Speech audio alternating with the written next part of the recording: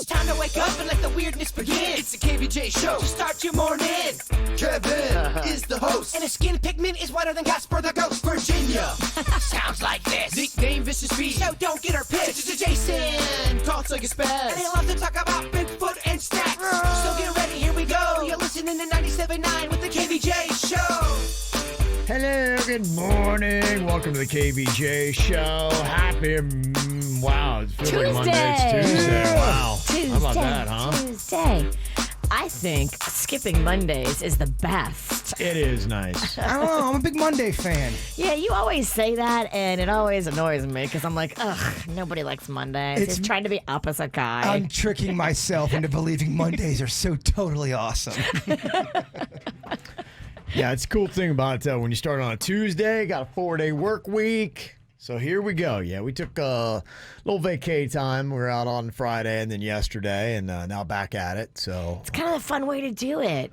Yeah. You get those 2 days from the weekend, and you sandwich those in between the bread of Friday and Monday, and you're like, bam. It's double mini weekend. Vacay. It's double weekend. That's what it is. I would love to do the show every single day. It's never the show that stresses me out. It's the stuff preparing for the show. Yeah. That's the stuff we need a vacation from. Right, exactly. The 6 to 10 or 6 to 11. It's easy. It's my favorite time in my life ever. It's easy. As soon as it's over, I'm like, oh my gosh. Yeah. And why can't we do a little bit of a show from a vacay spot? Think about that, too. We have. It's just you got the only, and I know that because we've done that, is that the entire time everybody's out having fun by the pool and Kev's in the room like you're preparing for the next show. It's not much of a vacation. All I know is I was watching Virginia on Facebook Live. I think she was drunk. I think she was at the Breakers. I think she was filming people against their will. It was a pretty good watch. Yeah, there's some good videos. Brought in some good numbers. I think I saw one of Virginia drunk in the back of a truck. Yeah, that happened, too. The one at the Breakers started to make me feel kind of uncomfortable because she was filming this girl doing yoga, and the girl didn't know she was filming her. She's like, everyone, look at her doing yoga. She's an Instagram model. I'm like, this is weird. He looked kind of lost and disheveled.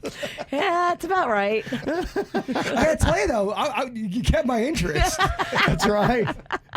It's good watch. You can't help but watch because you're like, how's this hot mess going to end? Like, what's going on here? Hey, numbers, bruh. That's it. That's it. So you got to check out some stuff from everything we did over the little break that we took. I went up to Atlanta, took some pit stops on the way, had some stuff from that. Got to see Virginia with her sister in town, what she was doing. The whole fam, her husband, her stepson, they're all here. Mm-hmm. Got to see a little bit of Denny's excitement, Jaybird, what was going on. Apparently the Wiffle Ball tournament was scheduled, but there were some issues there we'll find out about coming up. So. That's right, Yeah, big tourney.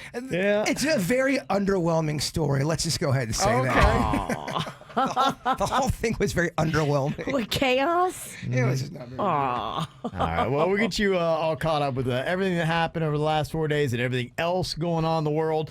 Today's first day of school for Martin County. So they are going to be back at it. Damn, that sucks. It's hilarious because Rocco is Martin County. Mm-hmm. So he's starting this morning his virtual kindergarten. I give it 30 minutes. Before he gets in trouble of some sort. Before he logs out, puts a stuffed animal in the chair, and goes to get a snack. Okay, so he's now going in. He's starting it, but he's gonna. I mean, he's 5. You should have seen him on the Zoom meeting yesterday with his teacher. They had a meet and greet with the teacher. That's and going to be tough. She's lovely, but I mean, all these kids, you can't keep them interested in anything for 30 minutes, much less 6 hours. So is that how they're doing it, Martin County? If you want to go into the school, you can, or you do it virtually? Yep. It's your choice. That Your seems like- choice. Then that seems like it's going to be kind of a pain in the butt. It's literally half and half. I was talking with Rocco's kindergarten teacher, who is adorable, and she was telling me, yeah, I've got half the kids in class and half on virtual.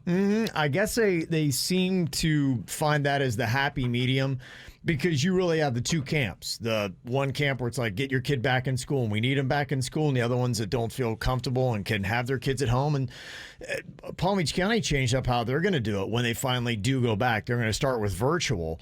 But they were going to do that tiered thing where they're going to, and they just said, you know what, forget it. When we open it up, you have the option. If you want to send your kid back, great. If not, keep them home.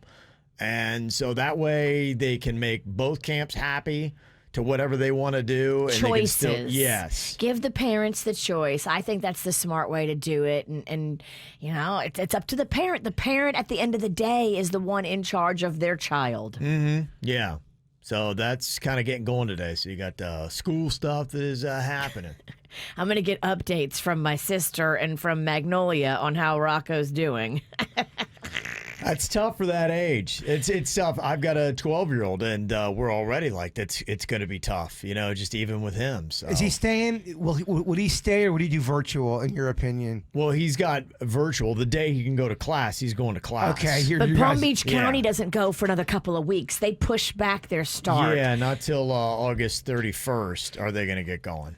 I think they're waiting to see like what the phases are. You know, when we go to phase 2, then the schools will have more.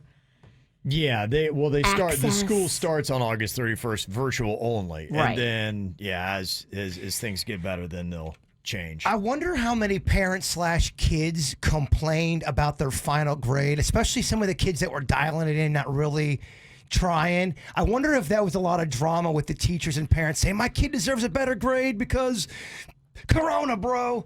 You know what I mean? I'm sure there was major drama about grades and Corona. And then the teacher had to either side with the parent and go, yeah, you're right, or then fight it. That's got to be so annoying. It's a mess.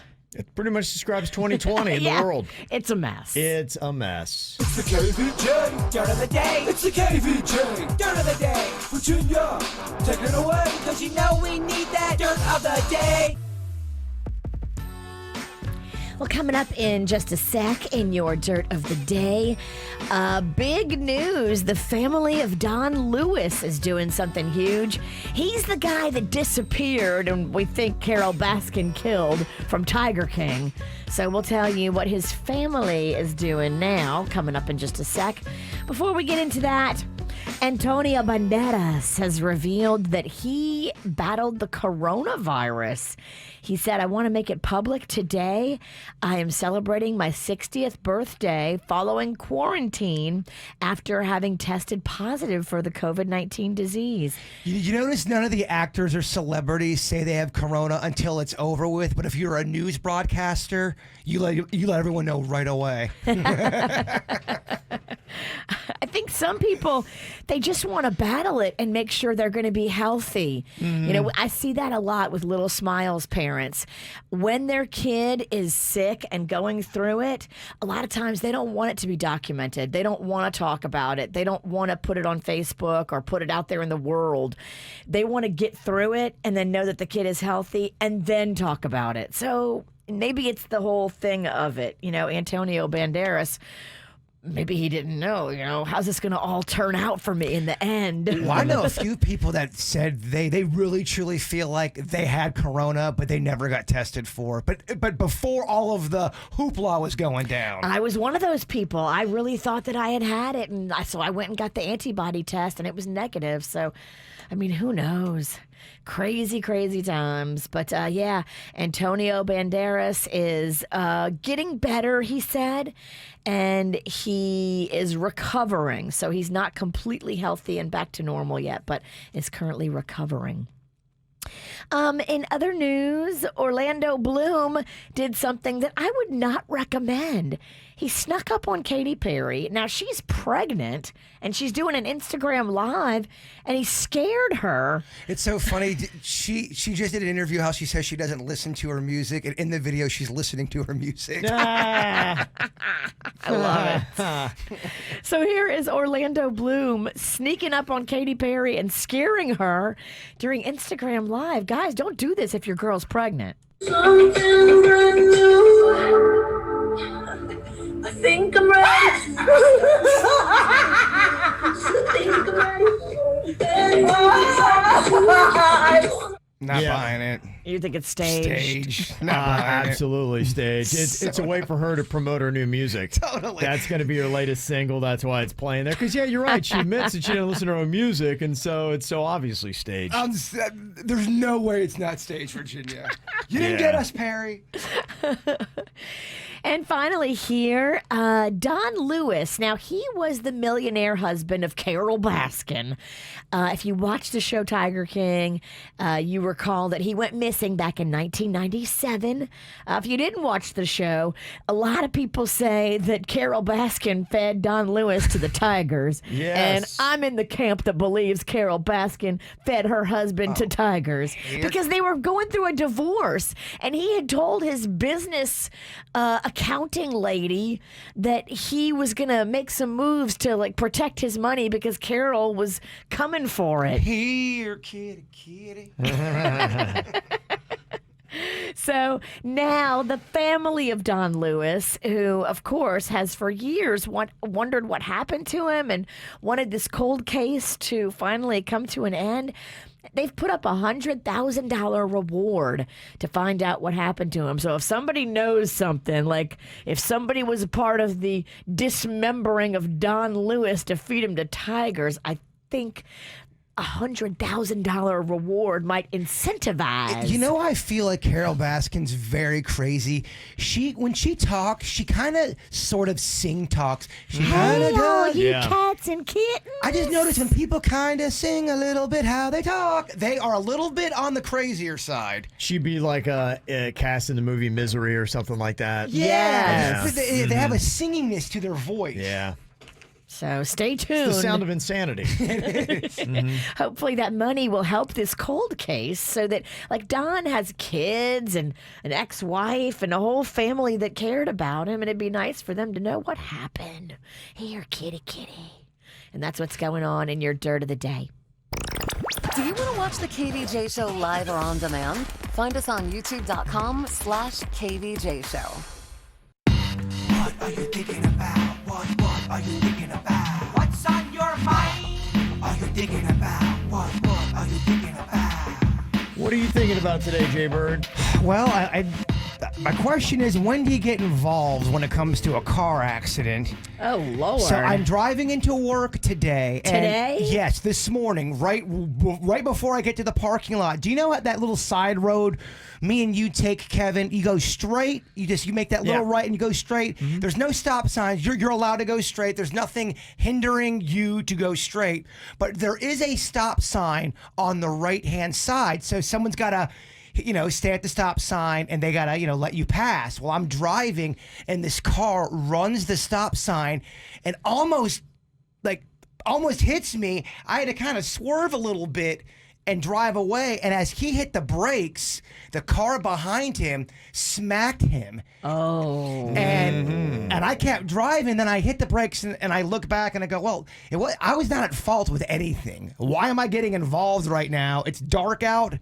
I didn't cause it. The one guy broke the rules. Nobody touched me. I'm out. But without me in the equation, it doesn't happen. So, was I in part of a hit and run? Again, I did nothing illegal. Right.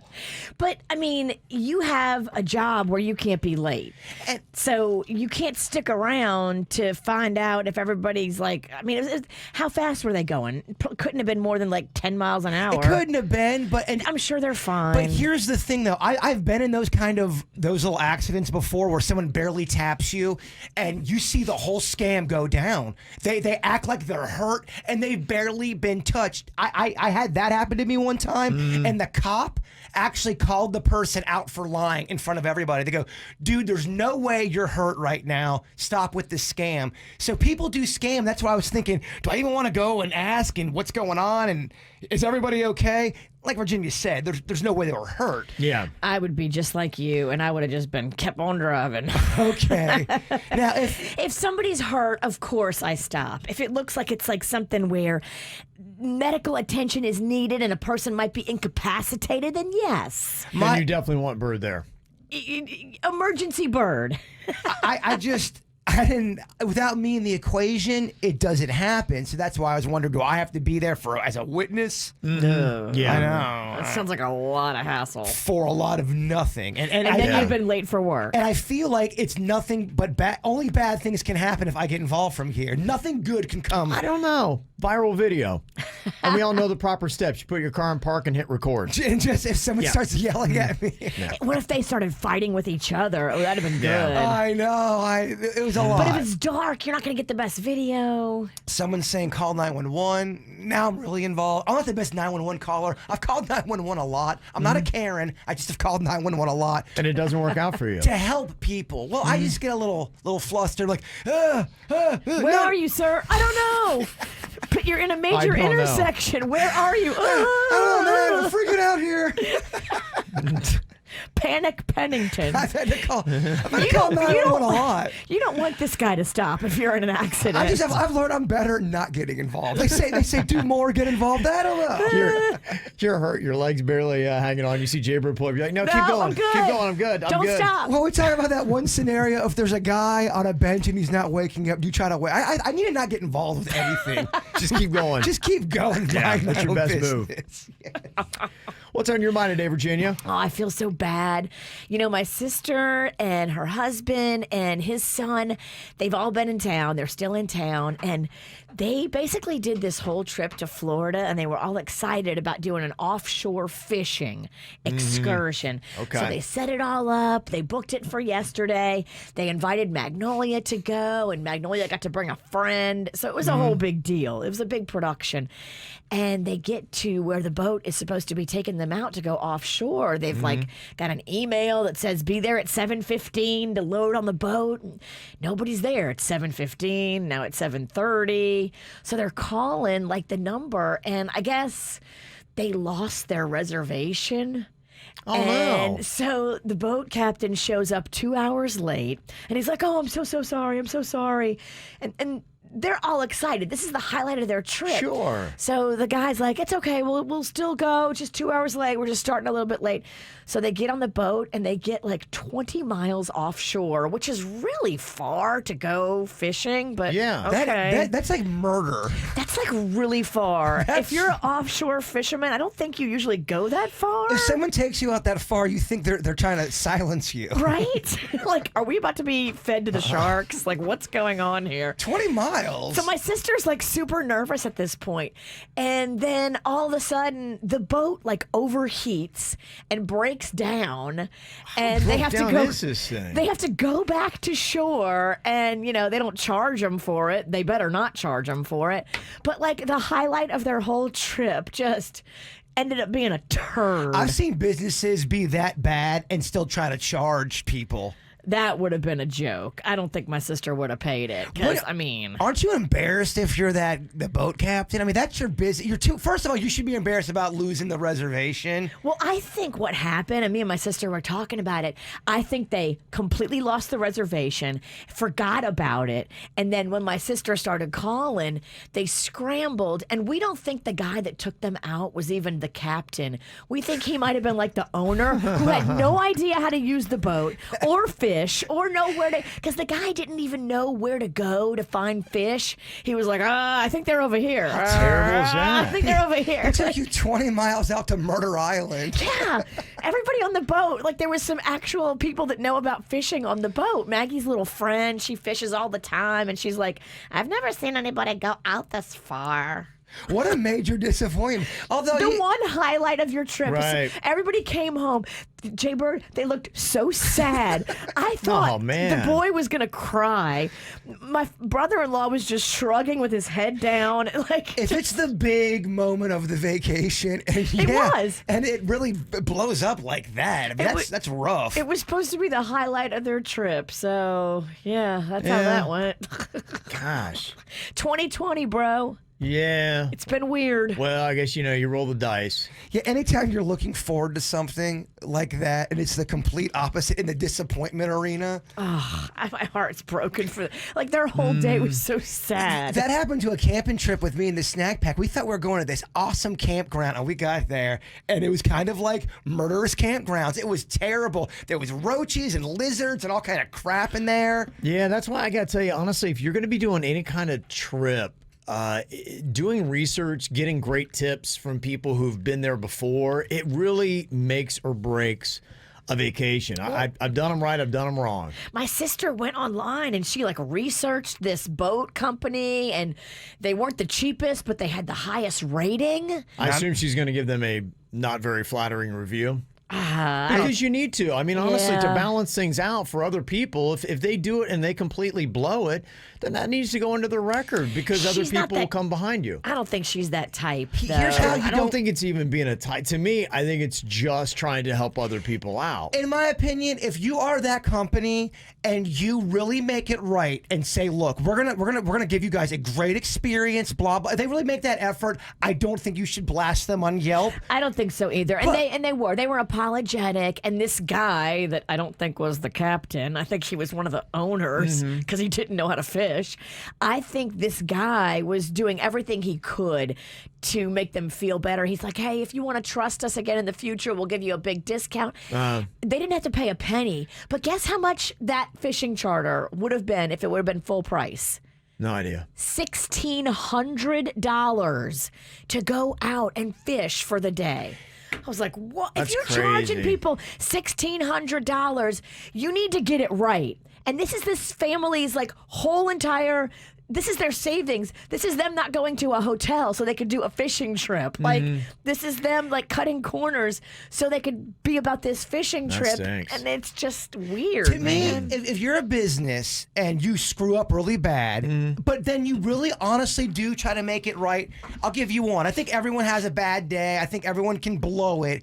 If it's repeat and you don't give a crap, that's when you deserve to get blasted. To me, it depends on how you blew it. Because not all mistakes are the same. If it's just gross negligence and it's just you don't have your stuff together and it's obvious, I think it's good to let other people know that, hey, this is my experience. And I think do the same thing. And the unfortunate thing is not a lot of people go back when they've had a great experience. I would and put that down. But I would never go back to a company that made me wait 2 hours when they told me to show up at 7. They come rolling up at 9, and then the boat breaks. They would have and the guy didn't know how to fish. They would have to kiss my butt so bad to make it right. I could never give them a second chance. I would just be one and done, but that's just me. But I'm a guy that makes a lot of mistakes, and I need second chances. So I see that. I want to give people the same opportunity. sure. And if you're that good, then hopefully the reviews balance themselves out. You may have a few dingers here and there, but for the most part, you offer great service. And then for somebody that's trying to do research properly for their trip,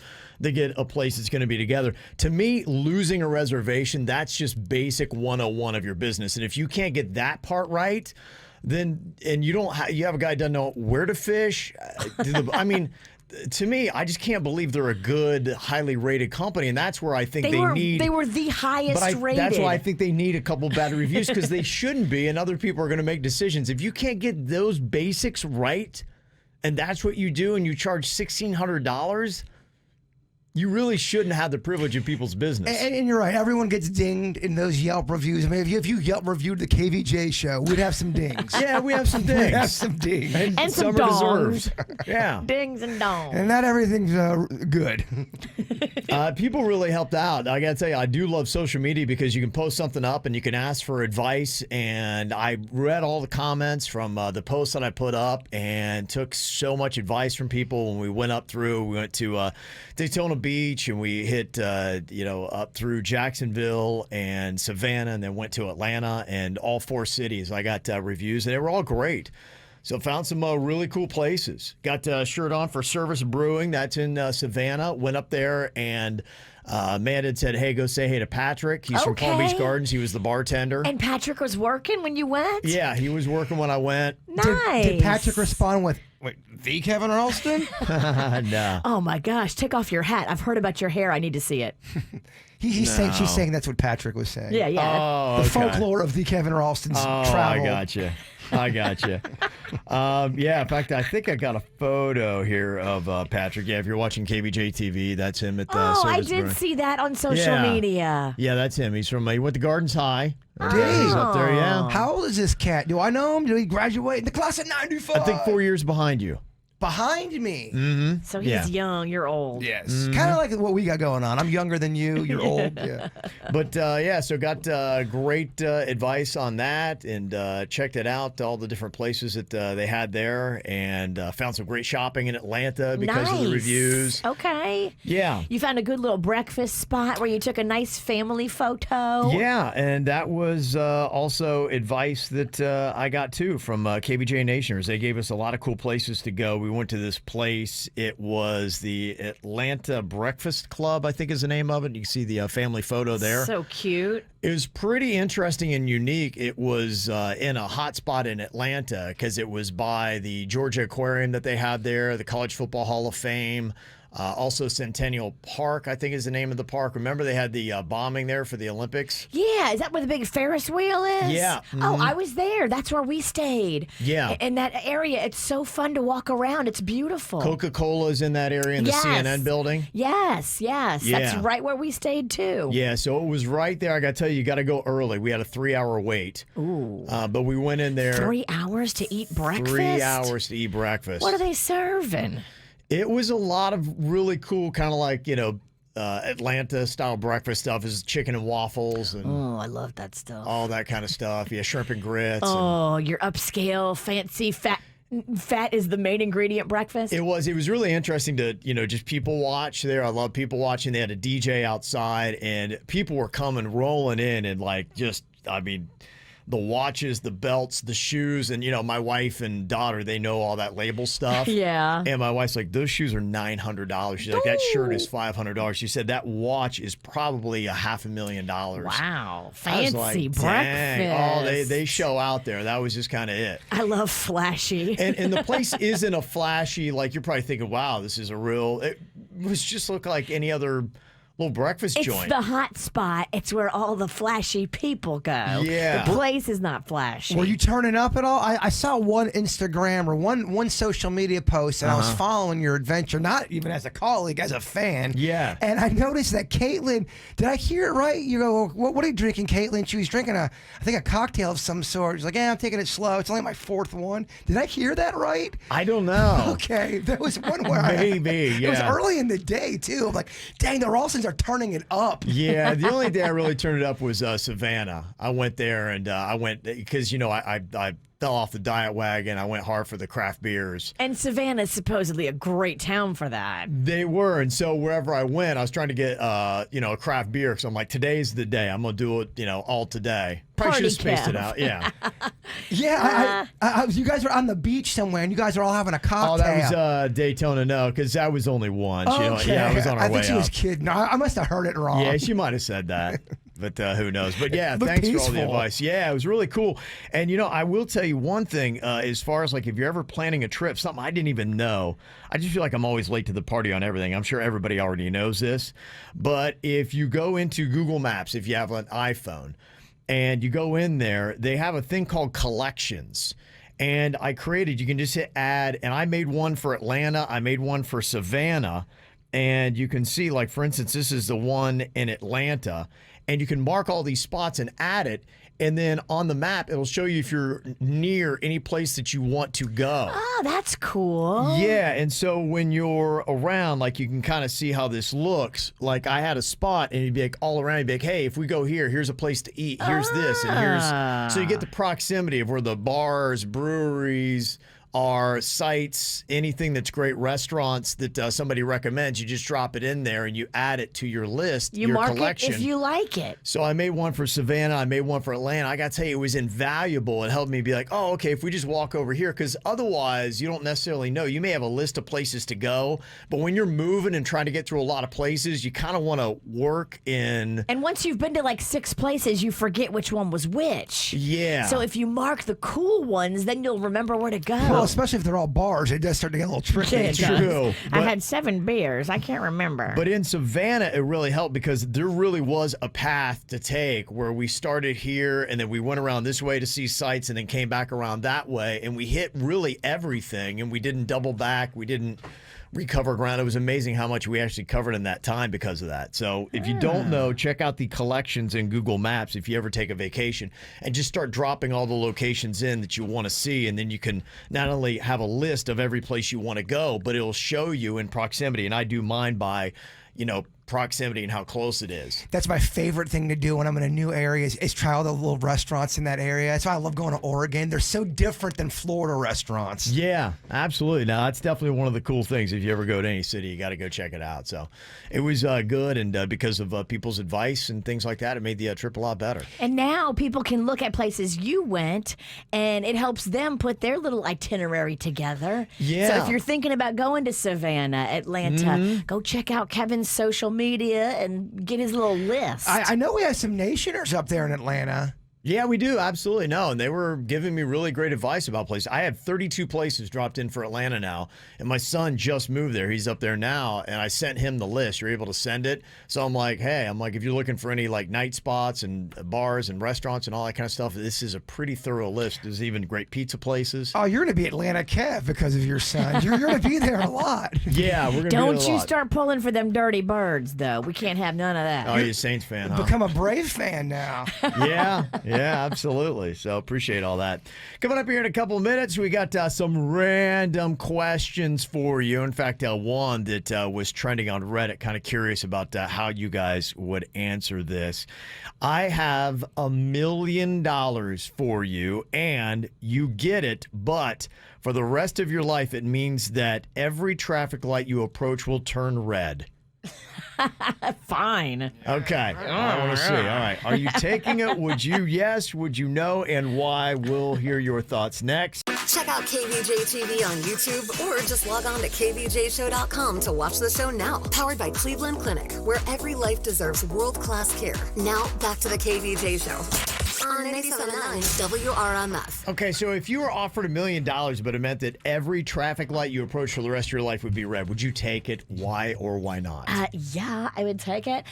If I was offered $1 million, every traffic light I passed could fall on me, and I'd be cool. I already get the red lights. I'd like the money too. Yes. I already get them now. Go on ahead and do it. Yeah. I mean, there's some roads on there out here in Palm Beach County I'm speaking on that you're going to get a red light every time you go. Everywhere. And just look at it like, okay, when I get these red lights, I'm getting paid. Cha-ching. Now, yeah, I'm sweating my butt off now, and I'm doing that for free. Now we're making it count. Now you're making it count. I am in. Okay. Yes, me too. Yeah, I mean, it is $1 million. I mean, if you break it down for the rest of your life, because that's all you get, it's for the rest of your life. You're always going to be troubled with red lights. You would have to probably start adapting your schedule because depending upon your commute, it could add 5 to 50 minutes, depending upon how far you're going. Question, or more of a statement, I should say. Okay. I feel like even if you try to beat the system with an Uber or with you're a co-pilot of a car, Your Uber still gets red lights. Yeah, you're cursed no matter what car you're in. Yeah, it's I any love mode it. of transportation, you always get the reds. Okay, yeah. Still worth it. Still worth it. So worth it. You all take it? Yep. Yeah, I'd probably do it for 10 grand. Okay. For the rest of your life, $10,000. Let's do this. Okay. Times are tough, Kevin. I would do it for a couple hundred. All right, how low would we go? But I am the worst negotiator. Okay, what about this? If you had the choice to take a pay cut or a fellow employee was going to get fired, what would you choose? How much do I like this fellow employee? I think there's a couple variables to this, yes. What kind of pay cut are we talking? Because we all know not all pay cuts are created the same. Amen. What is the percentage of the pay cut? Is it small or is it significant? And who is this employee?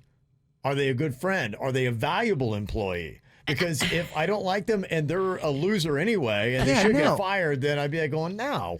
Absolutely not. If it's someone I care about, I take the pay cut. If it's someone I don't, I keep my money. There you go. Yeah. There you go. Breaks down to that. How much have they kissed my butt? Okay, if you saw a picture of your partner's ex at their parents' house, Oh, boy. would you be cool with it? Let's say it's a big old portrait of just those two and it's hanging over the mantelpiece. It would annoy me. I'd be like, And you go for a weekend stay at her parents. it just shows that they're not over him yet. They liked him better? Definitely. I think it matters, too. Were they married?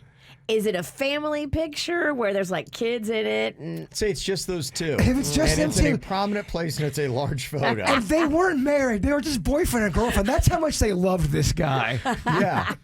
I'm annoyed by it. And I think I'd probably be like, look, you know what? I'm not sure I'm cool with going back to your parents' house until that photo's down. It's really a sucky situation when you're dating somebody or with somebody and their parents don't like you. It makes everything uncomfortable. It does. But you do need to find out what that guy did.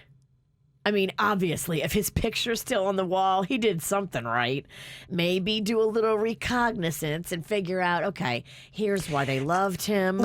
he has a great job and he went to the same school as the dad and was in the same fraternity. Uh-oh. Yeah. You can't compete with that. I had a situation where I was with the girlfriend, but her ex-boyfriend still worked for her dad, and he loved him, and that he always called me Guy. He They never still called me worked Jason. together? Yeah, her ex-boyfriend worked at the job with the dad, and the dad would never look me in the eye, would never call me by my name. He'd always go, "What's up, Guy? Hey, Ah, Guy. jeez. Hey, Guy. What are you doing, Guy?" I'm not holding on to that, though. How many years ago was that? I think it was like 20. I'm Italian. We hold on to things, Virginia. I get it. I'm not Italian. I hold on to stuff a lot. Okay, how do you handle this situation? You come home to find your enemy's body on the floor of your place. They're dead? Yes, they are. Which enemy? I mean, you have a lot. I get it. It's somebody that is known that you have beef with. So Rob Schneider. Okay, so you've narrowed it down to about 15 people. Yeah. You are cute if you only think you've got beef with 15 people. Murderous beef? Who killed them? Did I kill them? No, you just walk in there and your enemy is dead on your ground. Damn. What the hell happened? I got some questions. Sure, and you don't have any answers. You have to think, okay, what do I do in this moment? So here's the thing. If you call the cops, they're now going to think you had something to do with it. If you Yeah. get rid of it, You'd be the lead suspect. yeah, you are the lead suspect. It's in your place. Good luck trying to talk your way out of that. But if you get rid of it and you get caught, you look really guilty. Yeah, I think what it is it comes down to a question of what do you believe more? Your ability to dispose of a body properly or police forensics to get it right and to be able to track down the real killer? I know one of my nicknames is Hamburger Hands, and I know I spill a lot, but I swear to you, I know how to get rid of a dead body. Oh my gosh, you would be the worst. I feel like I've seen so many murder documentaries. I know what you got to do. you would botch it 10 ways. no. What you got to do is you've got to be very tidy and neat. No, Here's- you've got to call the cops. Now, here's- You can't try to clean it up. Here's what I do. I make a little mess over here. Oh, spill. I divert with my spilling and my clumsiness. And why? Let's look at all these clues over here. I'm burning the body. Boom. Bones gone. What? Yeah. I don't think I understand. Where are you going to burn a body at your townhouse? Wait, so what? When the police show up, You live on top of your you neighbors. spill like a beverage so they don't notice while you run the body over somewhere else? You know, basically what I'm saying is I run a little bit of what we call a diversion. Let them go, oh, what's this Pennington doing? Oh, guys, there's nothing here. Hey, he's clean, as I'm actually being dirty, dumping the body. They don't know where the body is. They don't know the body is there yet. So Yeah. there's nobody to divert. They would have you arrested in 25 minutes, Yeah. and they would have a lock-solid case. I kind of wish we would just support each other. You don't touch anything, and you call the cops. If you've ever seen the show Dexter, you realize what you got to go through to try to beat police forensics if you've got a dead body. Yeah, I'm not that good. This is a guy that he did that as his trait, and so he knew all the tricks of the trade, and that's how he got away with it. But I think unless you have that kind of level of knowledge, they're going to get you. I ain't calling the fuzz for nothing. Not with no dead body in my living room. Yeah, you'd be in the chair in an hour. Yeah, they will convict you. Because somehow. He'd be the fastest to the chair in history. And I don't think I'm going to go quietly either. I don't think I would electrocute you. You know. Even though you didn't touch the body, somehow your DNA would be all over Oh, it. it would be such a horrific electrocution. Oh my gosh, burn in the chair. Oh, that'd be terrible. Everyone would leave that very Can you scarred. imagine how shell-shocked that crowd would be coming out? I wouldn't die right away. That'd be one of those ones that it would take like 8 minutes. Did we get him? I don't know. I think so. And I then don't- He's still crying. He's still screaming at us. his tears are smoking.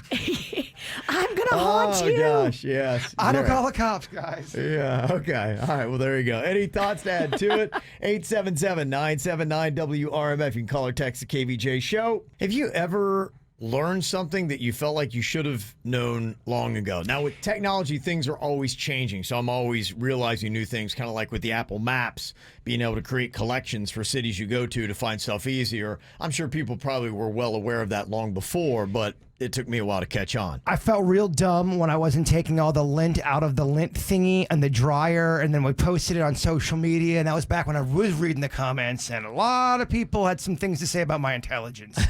Aww. But I should have known that. I'm in my 40s, and I did not know that, and that's the God's honest truth. I don't know what it's just weird. It seems like there are certain things that for whatever reason escapes our grasp of knowledge. We just have never had an experience with it. Somehow we've been able to maneuver through life without having this experience. And I had one of those yesterday. We had these water bottles the family was using for the ride home from Atlanta.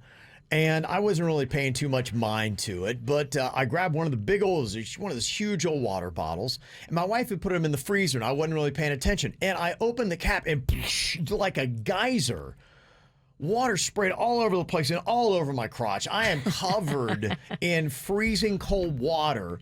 And I'm like, what the heck is going on? Like a soda would explode. This water exploded the same way all over me. And I'm like, what is going on with this water? And like going, dummy, don't you know that when you open up a frozen water, it's going to explode all over you? I'm like, I had a frozen water the other day. I didn't notice it exploding. For a guy who really rarely ever opens water, I get your ignorance. I had no idea that that was even a thing, but people are going, yeah, everybody knows that. No, that's not true. Because the water's expanded, so of course it's got to push the other water out. Every bottle's going to be different, too. Some of them are going to be able to handle the freeze, and some are not. And don't you dare beat yourself up. Don't you dare. Thank you. Where's the pictures, though, of you trying to walk around to the gas station with a wet crotch? I want to see that. I know. Isn't that weird? Every time I open up a bottle of something that explodes, it always does hit my crotch. Goes right for it. It's like a magnet. Always. It is. All the time. Well, I saw this one little list of things that you may not have realized that BuzzFeed had out. And it was interesting stuff. A lot of these things I had actually known before. Some of them I did not. In fact, they showed two different kinds of plungers. One of them has a wide mouth. The other one has kind of like, almost like, have you ever seen that muffle that you put on the end of a trumpet? It looks like that. They said this is a plunger for your toilet. If you don't have that smaller opening, the other wide mouth plunger, which we actually bought one for my son over the weekend, they said that's actually for your sink, not for your toilet. Huh. I did not know that. Why did you have to buy your son a plunger? Because he has a new apartment and he didn't have one. But that was the only one that they were selling. So I feel like stores have actually also been selling plungers wrong. There's a lot of that home stuff. The same thing with the whole stove. I didn't know you could hit a button and clean your stove by cooking the stuff in your stove. Did you know this? You could Cleaning the stove that way? Did you know you could hit a button and it burns everything? I did, because I saw my mom do it when I was a kid. Okay. So I am dumb. All right. The moment you realize on the radio that you're dumb. No, I knew. This moment's been brought to you by Jaybird. Is anything like that on that list?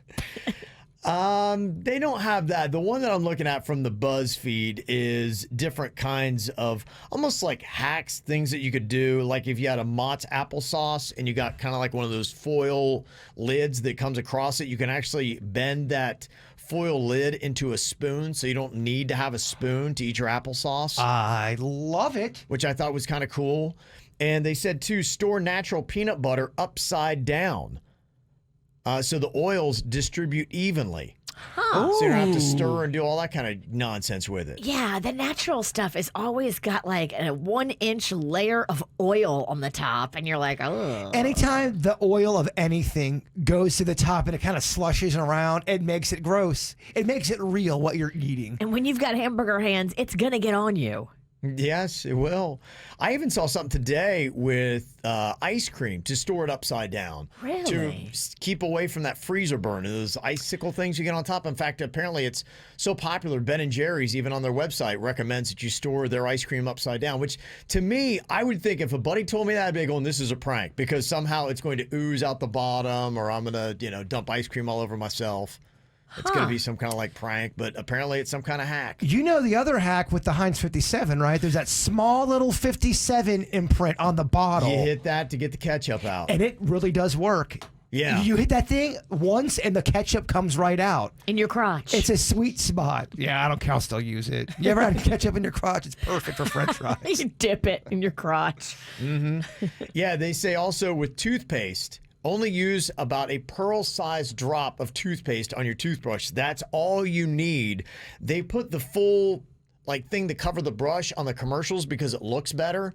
And also they want you to use your toothpaste faster, but all you need is the size of a pearl on your toothbrush. Basically just the tip of it will be enough toothpaste for your brushing. And I started using this new toothpaste that I love a couple of years ago.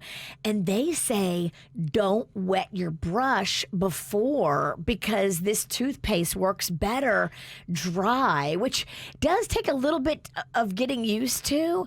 But I noticed the toothpaste holds up better when I don't wet it down and dilute it. But you gotta, I never like that because you have to brush your tongue and do all that stuff. It's really tough to not get water involved in this. Well, you have enough moisture in your mouth to make a small lather. When you start adding a bunch of extra water, you just dilute the toothpaste. I'm not comfortable you speaking from my mouth. You don't know what kind of dryness I get in the morning.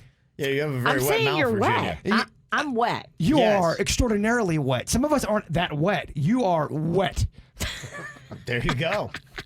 I am. I have a very moist mouth. Like an expert diagnosis there. If I have to be dry or wet, I'm happier to be wet. I mean, you lead the league in spit. So there you go. Just a couple things that I learned. Never even realized that about frozen water. Those bottles will explode all over you. There's a few celebrities having a birthday today, like Chris Hemsworth. Thor is 37 today. Joe Rogan is counting his $100 million today for his 53rd birthday. And Hulk Hogan, Clearwater resident, is turning 67 today. You still may see him wrestle for the belt. They never retire. Yeah? 67, huh? I'm telling you, wrestlers are never truly retired. They'll find a way. I wouldn't doubt it. Also got a 23rd birthday shout out for Ashley's sister. She said we're at her favorite place in Disney. So there you go. Actually, it is her name is Lynn. So Ashley sent the email, and that is for Lynn. Hope you guys are having a great time at Disney. Also got a birthday going out to Big Bro. Hope you have the best birthday ever. I wish you the best. I love you and have the best time ever. That is from Victoria to her brother. Also, we got Charlotte May having a birthday from Dad. I love you, Magoo. Happy birthday. You make so many people happy just being around you. Aww. And a happy 6th birthday to Bennett from yesterday, Mommy, Daddy, and Frederick. Saying happy birthday. So you got a birthday, you want it on the KVJ Show, send us an email, let us know, mail at KVJ Show, MAIL at KVJ Show. Okay, so what do you think about this? Is it disrespectful when you see kids calling their parents by the first name? Jessica had sent us an email, mail at kvjshow.com, and she said, I've been dating a guy that I met online. We match up well as we're both divorced and have 2 kids about the same age in their early teens. He's a good dad, but what I don't like is that both of his kids call him by his first name. I'm not sure what makes me think it's rude, the concept or their tone. Either way, I don't like it. I'm not okay with kids calling their parents by the first name. I know it might not seem like a big deal, but it just gave me a whole other perspective of him.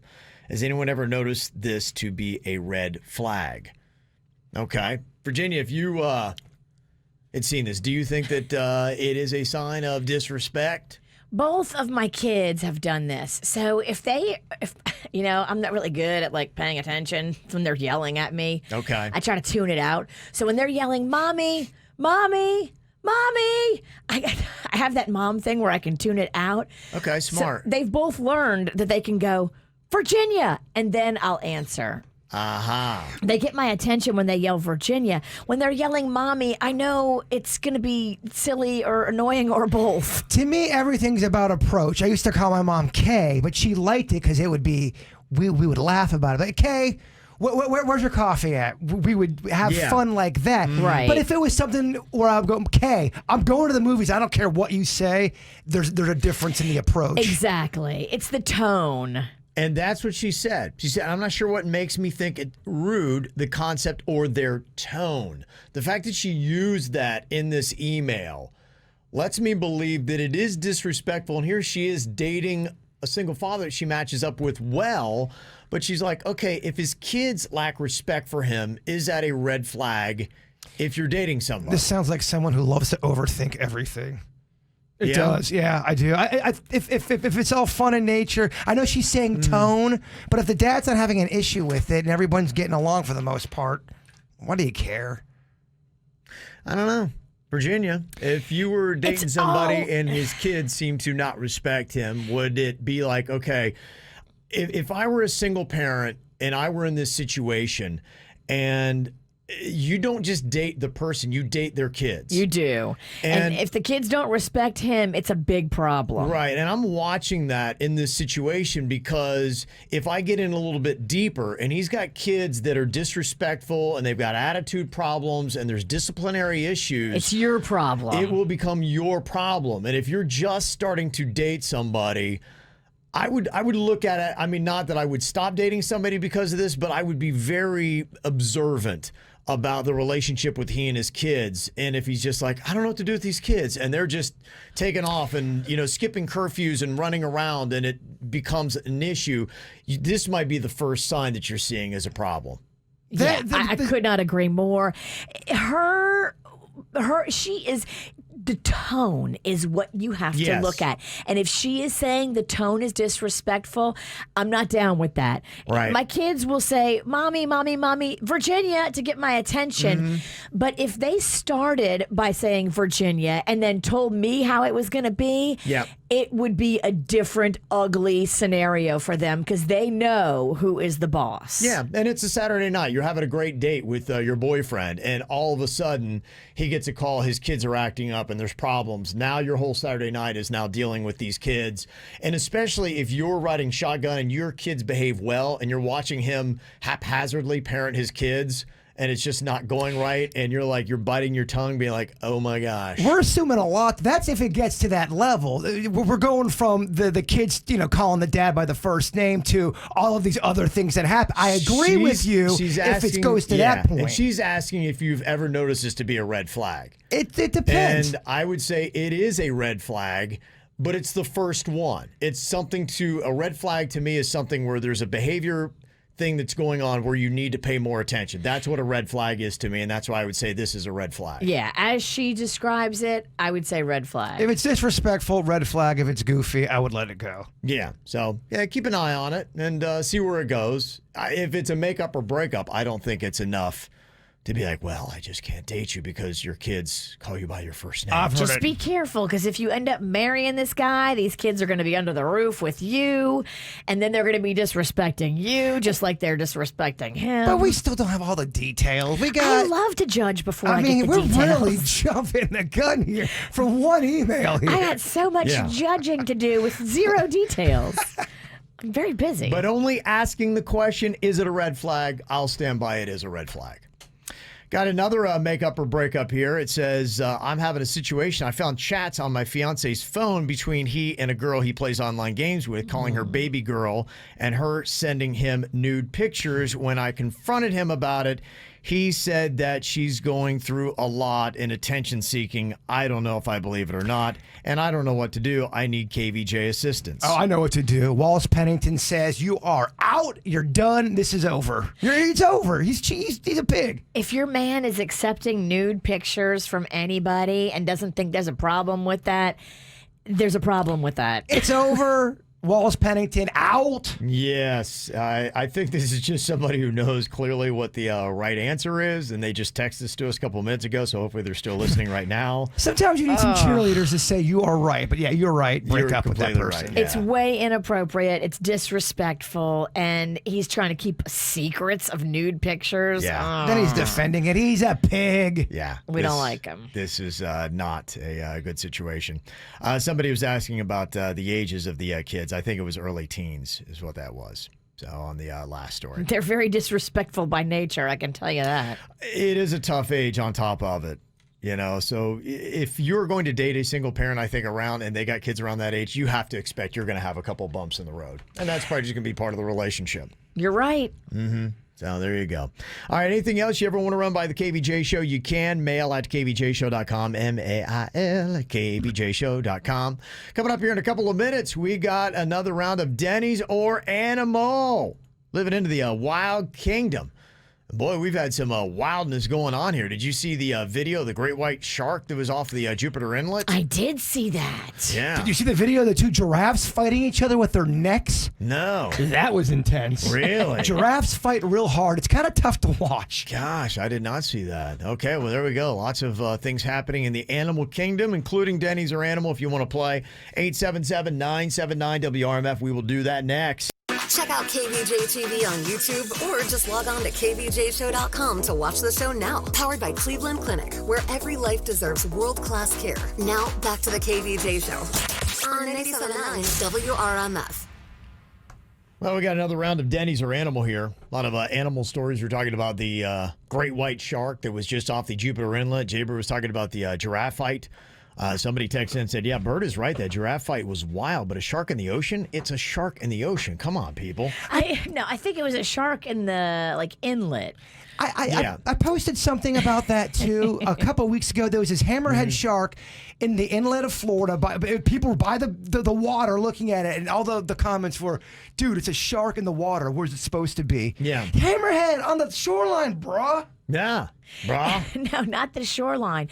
It's a hammerhead in the intercoastal or in the inlet that people are like, okay, because that's where you're thinking, okay, the water gets more brackish. The water is not typically where you see a shark, like down on the intercoastal or down deeper into the inlet. That's when you're like, okay. Now, the article I posted was that there was a hammerhead shark on the shoreline, and people were by it because they took the aerial picture of it. People didn't know it was around them, and that's why people were freaking out about it. But you expect it in the ocean. You're just as bad as the people on social media. I mean, seriously, kiss my ass. Well, according to the story, the reason why this is a big deal is a great white. And apparently great whites are not very populous here in South Florida, and that's why it's a story that you don't often see them.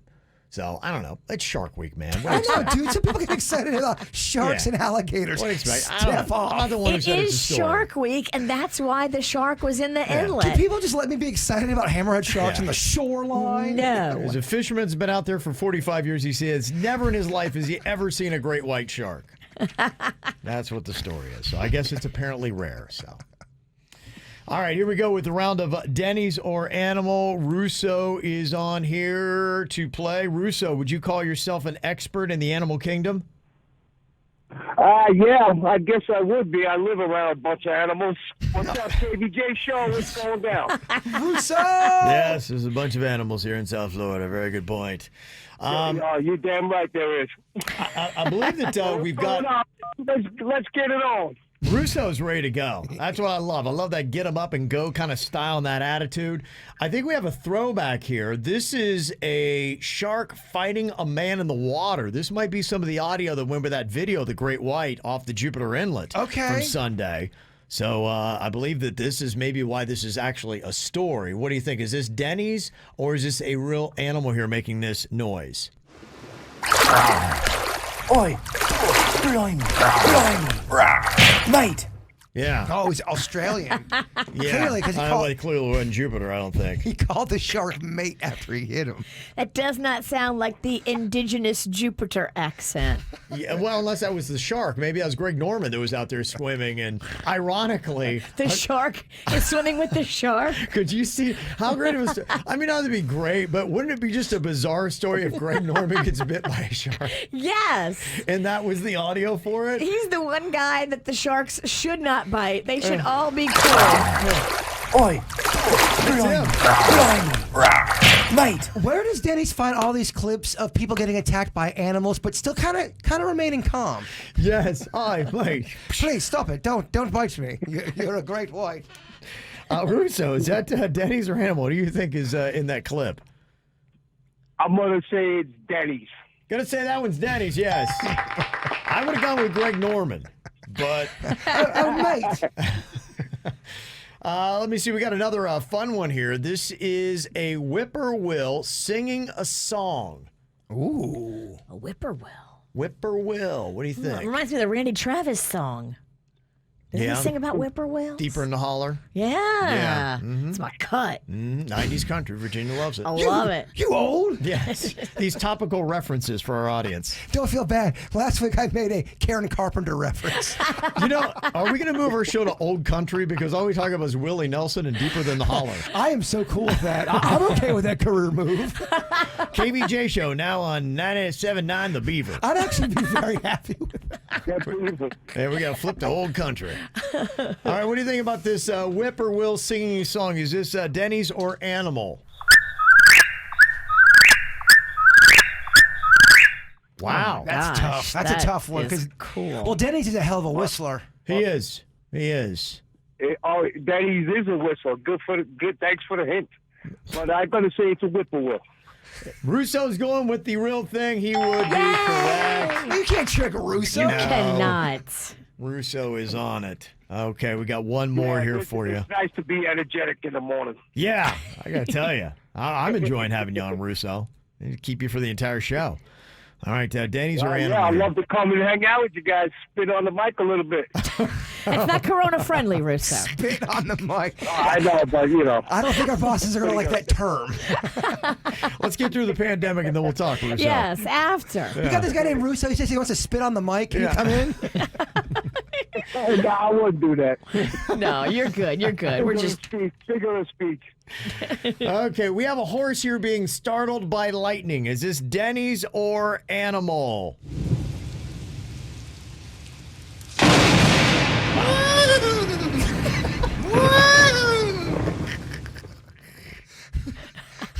Oh, That's you definitely Denny. gotta play that clip again. That thing is layered. But you can hear the storm rolling in and then just the... Oh, it's terrifying. Is there a laugh in the background? Of that? Is that Suits laughing in that That's you. clip? Is that me I laughing? think it's you. It's you, Giggles. Who's laughing at that I clip? believe it's Jaybird Giggles Pennington. I think that's Suits. Is it? I don't know. I'm gonna say that is I'm gonna say that is Jaybird. What do you think here? That's Bird. You don't know your own Does laugh? sound like them. I guess I don't know. Denny's, is that Bird or Suits? That's Bird. I guess I was in there. What kind of guy laughs when a horse gets struck by lightning? Insensitive. So confused. What are you doing on the horse barn? There's a lot of layers here that I'm trying to figure Wow, out. it's always shocking Why, when you're why are in a you so clip. amused by animals' pain? Russo, is that Denny's or Animal? Oh, that's definitely Denny's. Definitely Denny's. Russo is too sharp here in the morning. Can't pull one on him. Very nice.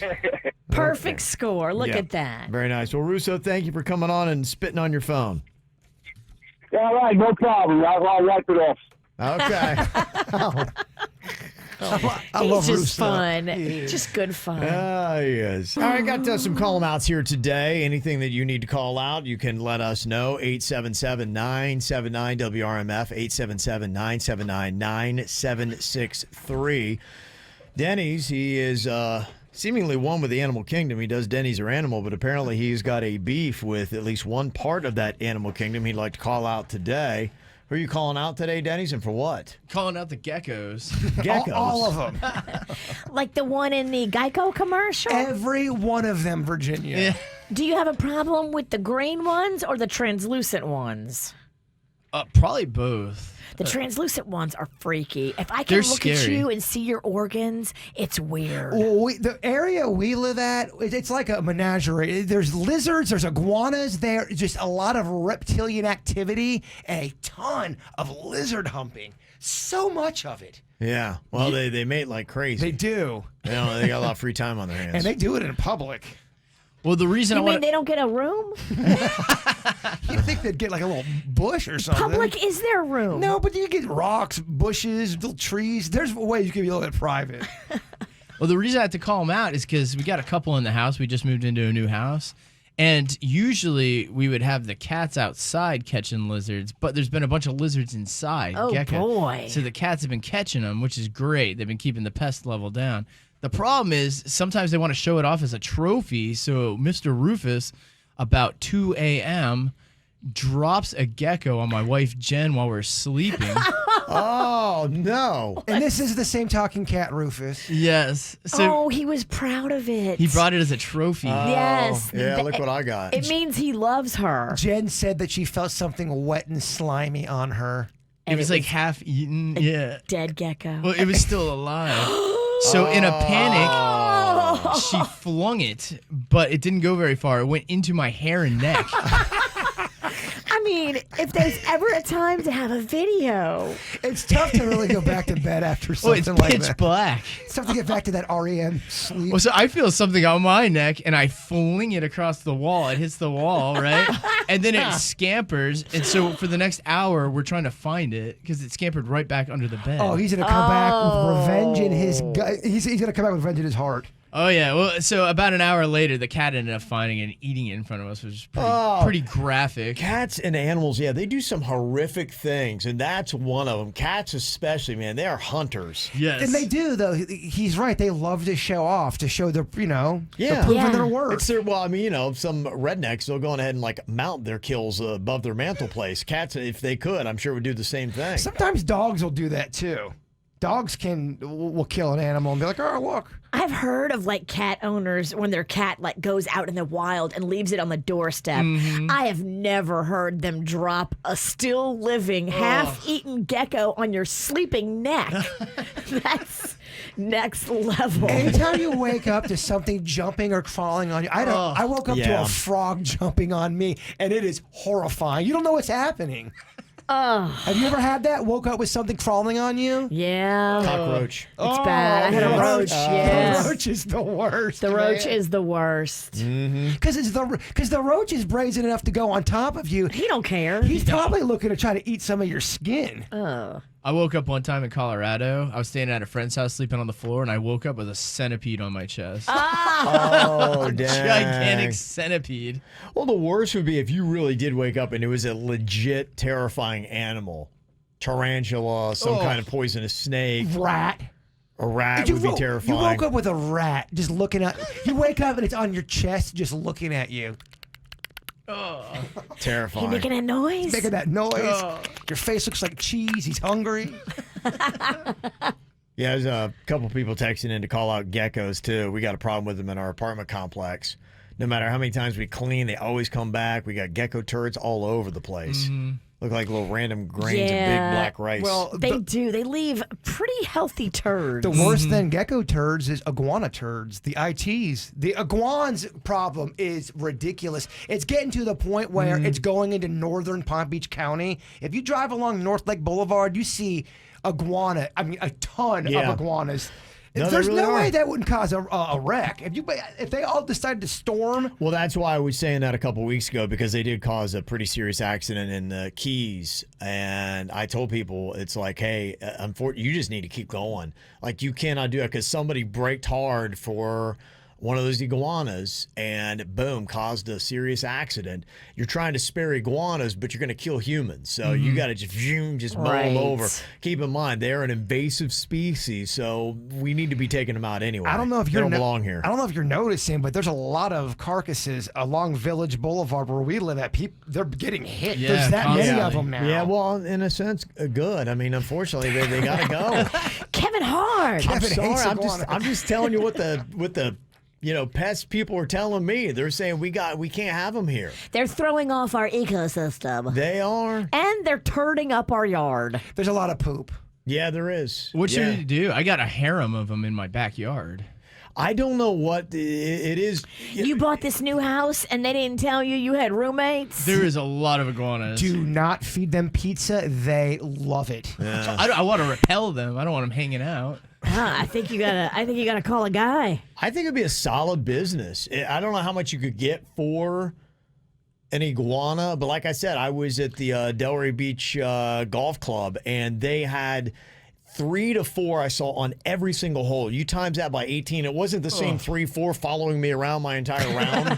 They didn't jump in your golf cart and They're ride. like, hey, all right, this guy's having a great game. Let's go on to 17. They want to be I Kevin can't wait to Ralston see fan. how he putts. Yes. They were brand new ones each and every single hole. So, I mean, there were probably hundreds on You that can- golf course. You can trap them and sell them. We heard down in Miami, people buy iguana meat. Yeah. That's the way it is. That might be a business if you like trapping. Grill some up, maybe. I mean, this could be a side hustle. I'd be so bummed out if someone said, "Hey, you're eating an iguana." Oh man, Really? I'd try it. Iguana nachos? I'd Or try it. iguana nuggets Yeah, with iguana sauce. you could.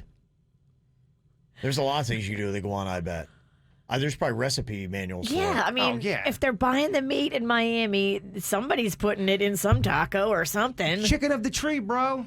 That's it. I want to know that I'm eating iguana, though. Don't tell me it's Yeah. chicken noodle soup and it's really iguana noodle soup. Kind of like my mom used to do. I swear to God, Jay Bird, it's not Miracle Whip, and it would be Miracle Whip. I'm like, no, Mom, this is Miracle Whip. You lied to me.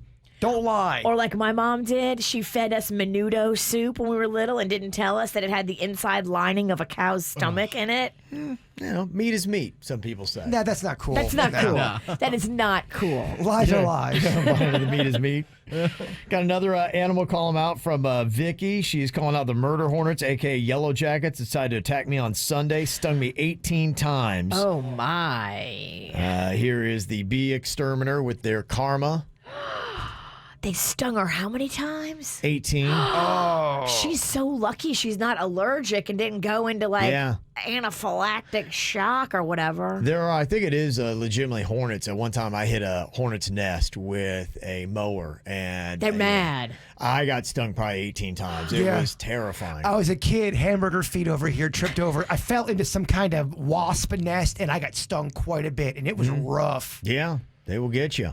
She said also another call them out for the lightning that struck my Tahoe on I-95, fried it. She was driving and the lightning struck her car? Yeah. That's my worst fear. And somebody told me back in the day, oh, lightning will never strike you because you have rubber tires. Liars. And the rubber tires won't make you strikeable. Yeah, they told me the same thing. They ground your car. Yeah. Well, Yeah. what happened to her Tahoe? Is it Well, fried? Yeah, I mean, I think because wherever it can conduct electricity, but you don't have the ground because of the tires, the rubber in between the metal and the road. I always felt like if lightning hit my car, I'm going to feel it. Tires, no tires. Well, hopefully, if you're driving, you have tires on. That's a good point. Not always. But when I do drive with tires, They might be flat. It makes it easier when I have tires. to yeah. drive. Yeah, boy, lightning is, it is lightning season, rainy season. It's getting Tahoes, it's getting horses all over the place. So, gotta watch out. Why couldn't the lightning have struck that giggling guy instead of the horse? That's just the way lightning works, Virginia. Yeah, it's a weird clip. Yeah. Well, Jaybird got called out for something that I'm sure that a lot of people have been called out for. In fact, I know that it has been an issue for a lot of people. B.O.? It's not BO. He actually smells great. Yeah, I take care of my armpits, to be quite frank with you. I was just asking questions. You're the one with the BO issues. I'm a journalist. It was about a mask, wearing a mask. Mask shaming is going on, and it's still confusing because, you know, a lot of people are like, yes, got to wear a mask. And it is one of those things that they do recommend to curb the spread of the coronavirus. And the numbers have been, you know, looking okay. There have been some positives that have happened the last couple of days with it. I know that in certain counties, like in your Martin County, Virginia, they've lifted the mandatory mask ordinance. It was only good for a month, and they decided not to renew it. So it's not mandatory. If you're just a general citizen walking around, you can or cannot wear a mask. Yeah, out and about in Martin County, I would say 30% of people are wearing it. Really? Yeah. Okay. I was surprised because if you are like, I work in Palm Beach County. I hang out in Palm Beach County, and like everybody here in this building is required to wear a mask to walk in. So now when I go out and about, in Martin County, it's kind of weird to see like a lot of people not wearing it. Yeah, it is. It is. It's just kind of interesting. In fact, I saw this meme that is so true that what you had to remember leaving the house in 2019 has like quadrupled in 2020, because if you leave the house without a mask, I don't know how many times I've heard that. Somebody, oh my gosh, I forgot my mask. I had a friend go to pick up to-go and forgot their mask. They couldn't go in and get their to-go food. Oh, Yeah. the humanity. It's like, okay, I'm not ready. Well, that and hand sanitizer and everything else that you now need. It's crazy. So, yeah, the mask shaming has been going on for a while. I think we've all probably dealt with it. I had the guy on the bicycle that rode up on the sidewalk in front of me and almost hit 3 people, and he yelled mask right in my face, and he was about 3 feet away. That's what ended up happening with me. I'm walking my dog Chewy, and I don't wear a mask when I walk home because I'm not around anybody. Right. And this old woman with her friend, they're always walking around my neighborhood. They both have their masks on, and I'm walking with Chewy, and Chewy sometimes takes his time, and he's kind of stationary, smelling this one plant, so he's getting ready to do his business, and I know that. So I know I'm kind of stuck, and I see this old woman walking over towards me, and she's saying something to me, and I'm like, oh boy. So as she's saying something, she's like, where's your mask at? You should be wearing a mask. And at first when I heard her say that, as she's walking over to me, She walked over to you. she's walking towards me. Now she's still not that close to me, Yeah. but she's saying, where's your mask? You should have a mask on even when you're walking your dog. And I looked at her and I thought she was kidding around at first, so I started laughing. And then I realized she wasn't kidding. And I just said, oh. Now you're just laughing at her. Yeah, and I'm going, oh, I just didn't have my mask. I usually don't have one when I, walk my dog. She goes, even when you walk your dog, you should be wearing a mask. And then her and her friend walked away. Yeah. Yeah, No. I mean, but it was weird. I'm away from everybody, and she deliberately walked to me to tell me I'm not wearing a mask. Well, that was like the guy that shamed me, who was riding a bike on the sidewalk, which you're not supposed to do, almost hit 2 other people, and then he gets in my face and is well within 6 feet when he screams mask. Yeah, it was bizarre because I was nowhere near a single soul. Yeah, well, what I do, same thing, and I don't care. This is how I'm living my life, and you all can kiss my ass if you don't like it. But it's like I keep the mask in my hand, and when my wife and I are walking and I'm nowhere near anybody, I'm talking, if I get within 30 feet of somebody, I put my mask on. But if I am more than 30 feet away from anybody, I'm walking, and in this South Florida heat, I am not wearing a mask. I don't care what you say. I don't care how you try to shame me. I am not changing that. You're not required to do it if you can socially distance, Right. which until the guy rode up on you on his bike. Out of nowhere. He did it on purpose. He's trying to make the mask trouble. cops. He's the mask police, and he's going to shame you and show you when his ass should be riding his bike in the street. But now, when I walk Chewy now, is this old woman going to be all over my ass like flies on a rib roast because I'm not wearing a mask? Old people have nothing better to do. I would just say, I'm not doing it. I would say, keep your distance from me. Yeah. Don't come around me. If you see somebody without a mask, that's what you should be doing. You should be like, avoid that guy who's not wearing a mask. I guess don't go up to him to yell at him for not wearing a mask. That's the thing I can't believe is the people that are going up to people who aren't wearing, like, you're contradicting Leave them yourself. alone. Yeah, leave me alone. Leave them me alone. alone.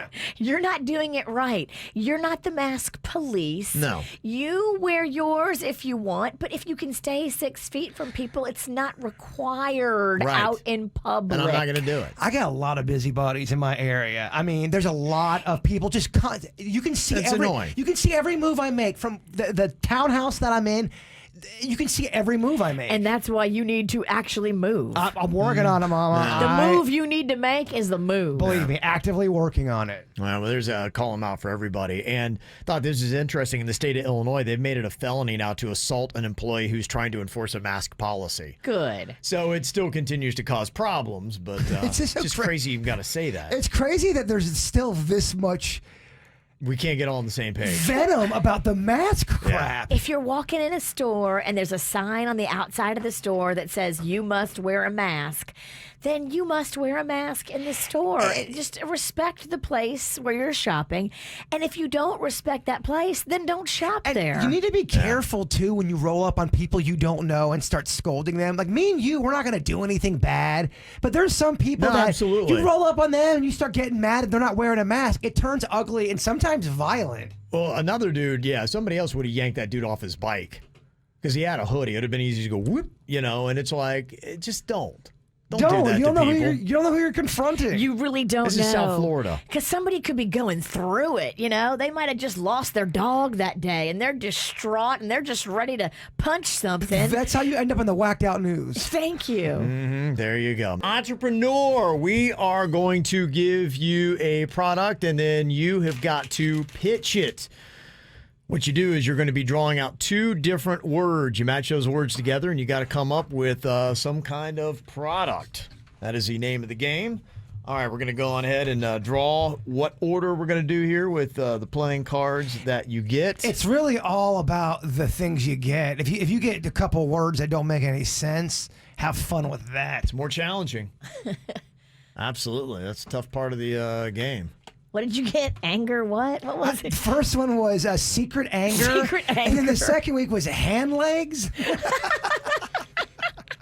Yeah, you've been getting a rough draw. It's not. Rough draw. Okay, let's see what cards we got here and what order we're going to go. I have a 6 of spades. 9 of hearts. Okay. King of Hearts. Okay. Oh, You got Denny's the got ace an over there. ace. Very nice. All right, very Denny's. nice. Okay, so Because- it will go Kevin, Virginia, Jaybird. Jaybird, and Denny's. doing the Fancy. pick. Just like the show.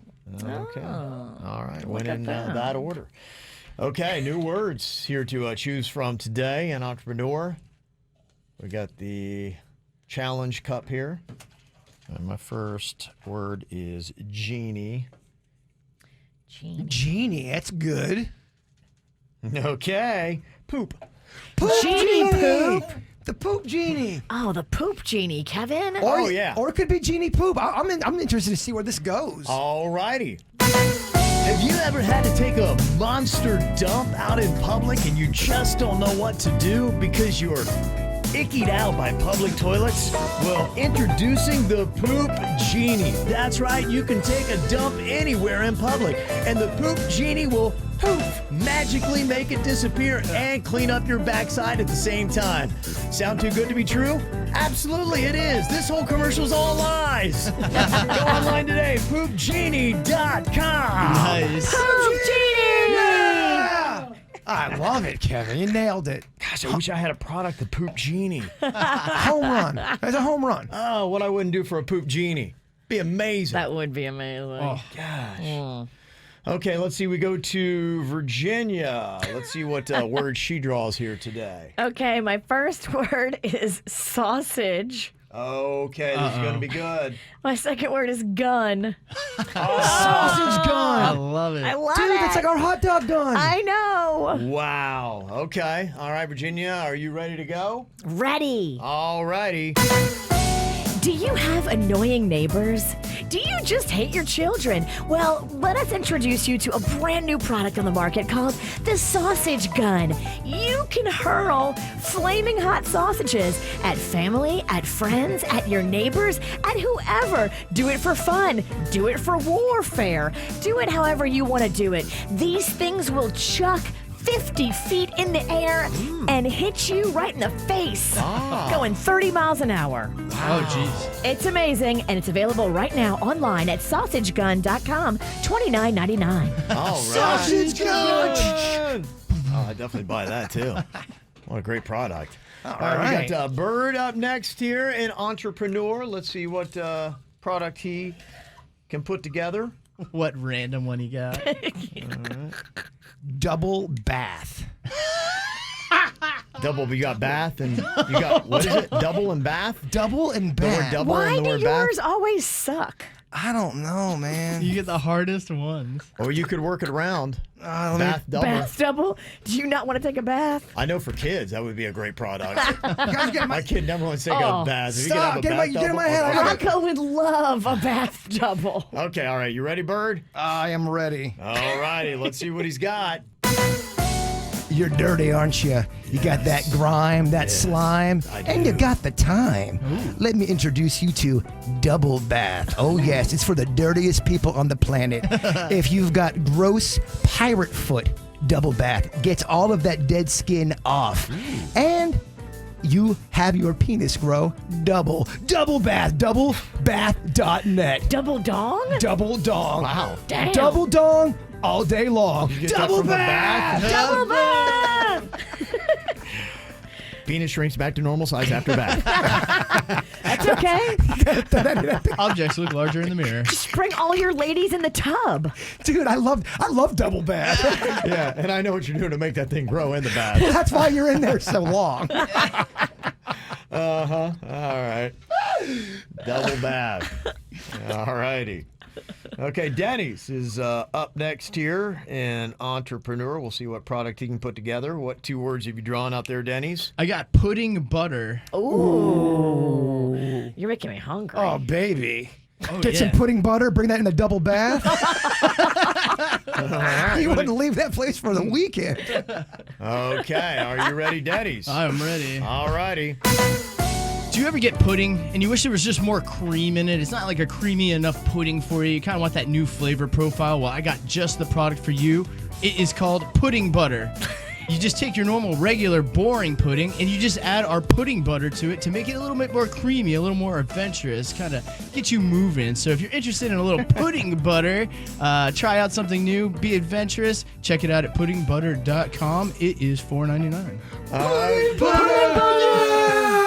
That one's so hard. Okay, it's all what you get. It's all what you get here. Luck of the draw. We got to do this just for fun with a couple drinks. I'm not even kidding you. It's very fun. It's a good drinking game, y'all. It's tough sober, though. It is, but I think you take more chances if you're drinking. I Okay. think I get maybe after the show one or sometime. All right, play a little round of entrepreneur there with some drinks. You got me. Okay. We'll let Suits come on in here and draw up a couple and see what he gets for entrepreneur. All right, he pulls out 2 names from the Challenge Cup, and he's got to put them together into a product and then pitch it. All right, let's see what we got here. Okay. First word is donkey, That's good. Please let it be butt. and the second word is soup. Oh. Donkey soup. That sounds disgusting. Have you ever tried it, though? Or the soup donkey. Oh, the soup donkey. That's the way to go. Okay, we'll see what Suits does with it. Are you ready here, Suits? Let's give it a shot. All righty. Are you tired of the same old boring soup? Sure, you can spice it up with something like turtle soup, but somebody's had that before. You need something new. How about the donkey soup? Yeah, you probably didn't see that one coming. The delicious new treat that you can have as a side dish for your Thanksgiving meal. You can have it as the staple of your meal, whatever you like. It is the donkey soup. It's probably not going to taste good, but hey, let's try something new. Donkey soup. Get it today at donkeysoup.com. Donkey soup. All righty. Oh, that sounds really gross. Donkey soup, yes, it does. But, don't knock it till you try, right? Can we do 5 more rounds? We'll do it next week. How about that? All right. Somebody loves this new game. I love it. That's fun. Tickled. I love it so much. Even if the audience say they hated it, I'm like, I don't care. I love it so much. What do you think of the concept of scared straight? There is a controversial story out of Key West today about an 8-year-old that they tried the scared straight tactic with, where the cops come in, handcuff you, put you in the squad car, and take you down to the police station. I didn't like that because they said he was a special needs kid. Mm-hmm. And aren't we going to maybe treat them with different kid gloves? Well, that's a part of the story here. Did the cops do the right thing? And it's an interesting discussion happening right now on the KVJ Show Facebook page you can jump into, and we'll get into it coming up next. More KVJ Show right now on 97.9 WRMF. Do you like the concept of scared straight? This is where police would go into a school and they would scare a kid by putting handcuffs on them, putting them into a police car, and taking them to the station for basically a mock arrest and processing. Now, this actually happened in Key West, and a civil rights attorney right now is ripping the police there who tried to scare an 8-year-old boy into straightening up after he allegedly punched his teacher in the chest. The teacher says it all started when the kid wasn't properly sitting on a bench, and it escalated from there. So the police came in, slapped handcuffs on the boy, and put him in the back of the squad car and took him to jail for a real processing. The civil rights attorney is claiming that the boy has special needs, but the police chief in Key West is saying that the officers didn't do anything wrong. So how do you feel about the whole scared straight? Is this a good idea, or is it something we should say, maybe there's a better way to handle this type situation? I think when it comes to all this kind of stuff, I think certain kids are going to probably respond to it differently. I can see that traumatizing a kid. I can also see that working on a kid. I think it's going to depend on the kid. If you're at a situation where, you know, you've done everything in your power, you've tried kindness, you've tried therapy, and the kid's still, you know, acting out. You see it sometimes on like the Dr. Phil show. The kid's 13 and screw you, Dr. Phil. I'm not going to listen to anybody. And the drill sergeant comes out. In those circumstances, you know, I wonder if a scared straight does work. And what kind of special needs does this kid have? Is it documented, you know, to what before level? this incident? What kind of issues does he have? Is he prone to violence because he can't help it? I mean, is this a choice that he made, or is it documented that he really does have issues? I think you have to look at a kid with issues differently than a regular kid. And 8 is really young to be handcuffing. There are a lot of points that, yes, that need to be brought up with this. The age of the child, what his mental capacities were not, and that's not specifically clear. The offense, which is, you know, punching a teacher in the chest, that's a physical violence type thing. The kid is, he's physically acting out. So back in the day, there was a kid that we knew, we grew up with, and he stole stuff. He stole some food at Cumberland Farms, and his parents found out. He was 8, 9, around that age, and one of their friends was a cop, and they did the whole, you're going to go to jail. He came to the house. The police officer came with the cop car and everything, and it did scare the kid straight. Something like that. The kid was an angel after that. Are you against something where a kid steals, the cop comes, talks, teaches him a lesson, and the kid gets the lesson? I'm not against that because the parents set it up. Yeah. And the parents signed off on it. This one is different because the parents weren't involved in the kid being scared straight. And it sounds like he was special needs. And so I think especially on a special needs child, the parents need to be involved in the disciplinary action when it involves handcuffs and a cop car. Does it change if special needs isn't mentioned? Maybe a little bit, but I still think it's kind of young. It is very young. 8 with no parental involvement. Now, if Rocco at 8 years old, if his teacher would call me and say he punched her in the chest, I would say put handcuffs on him and scare him straight. I'm all about it. But I'm making that choice as a mother because I think when you take the parents out of the situation, where's the protector of the child that knows about his special needs? What do you do in a situation where you can't get a hold of the parent?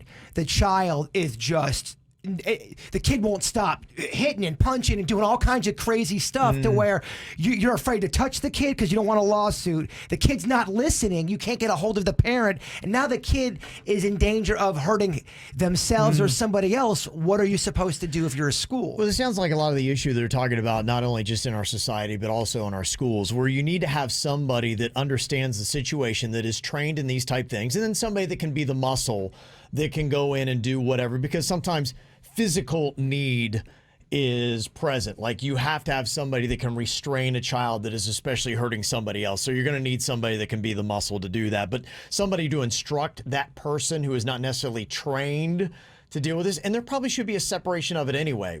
Because if you're physically getting into something, your emotions your adrenaline starts to kick up. And that's part of the problem that we're talking about in society. If somebody can stay cool and observe this, because I know when I see somebody's ass getting whooped, I stay pretty calm. But, when it's my ass getting whooped, then I get all flustered and, emotions get into it. So that's why I think a lot of times a two-tandem person situation is probably what is going to be good in a situation like this.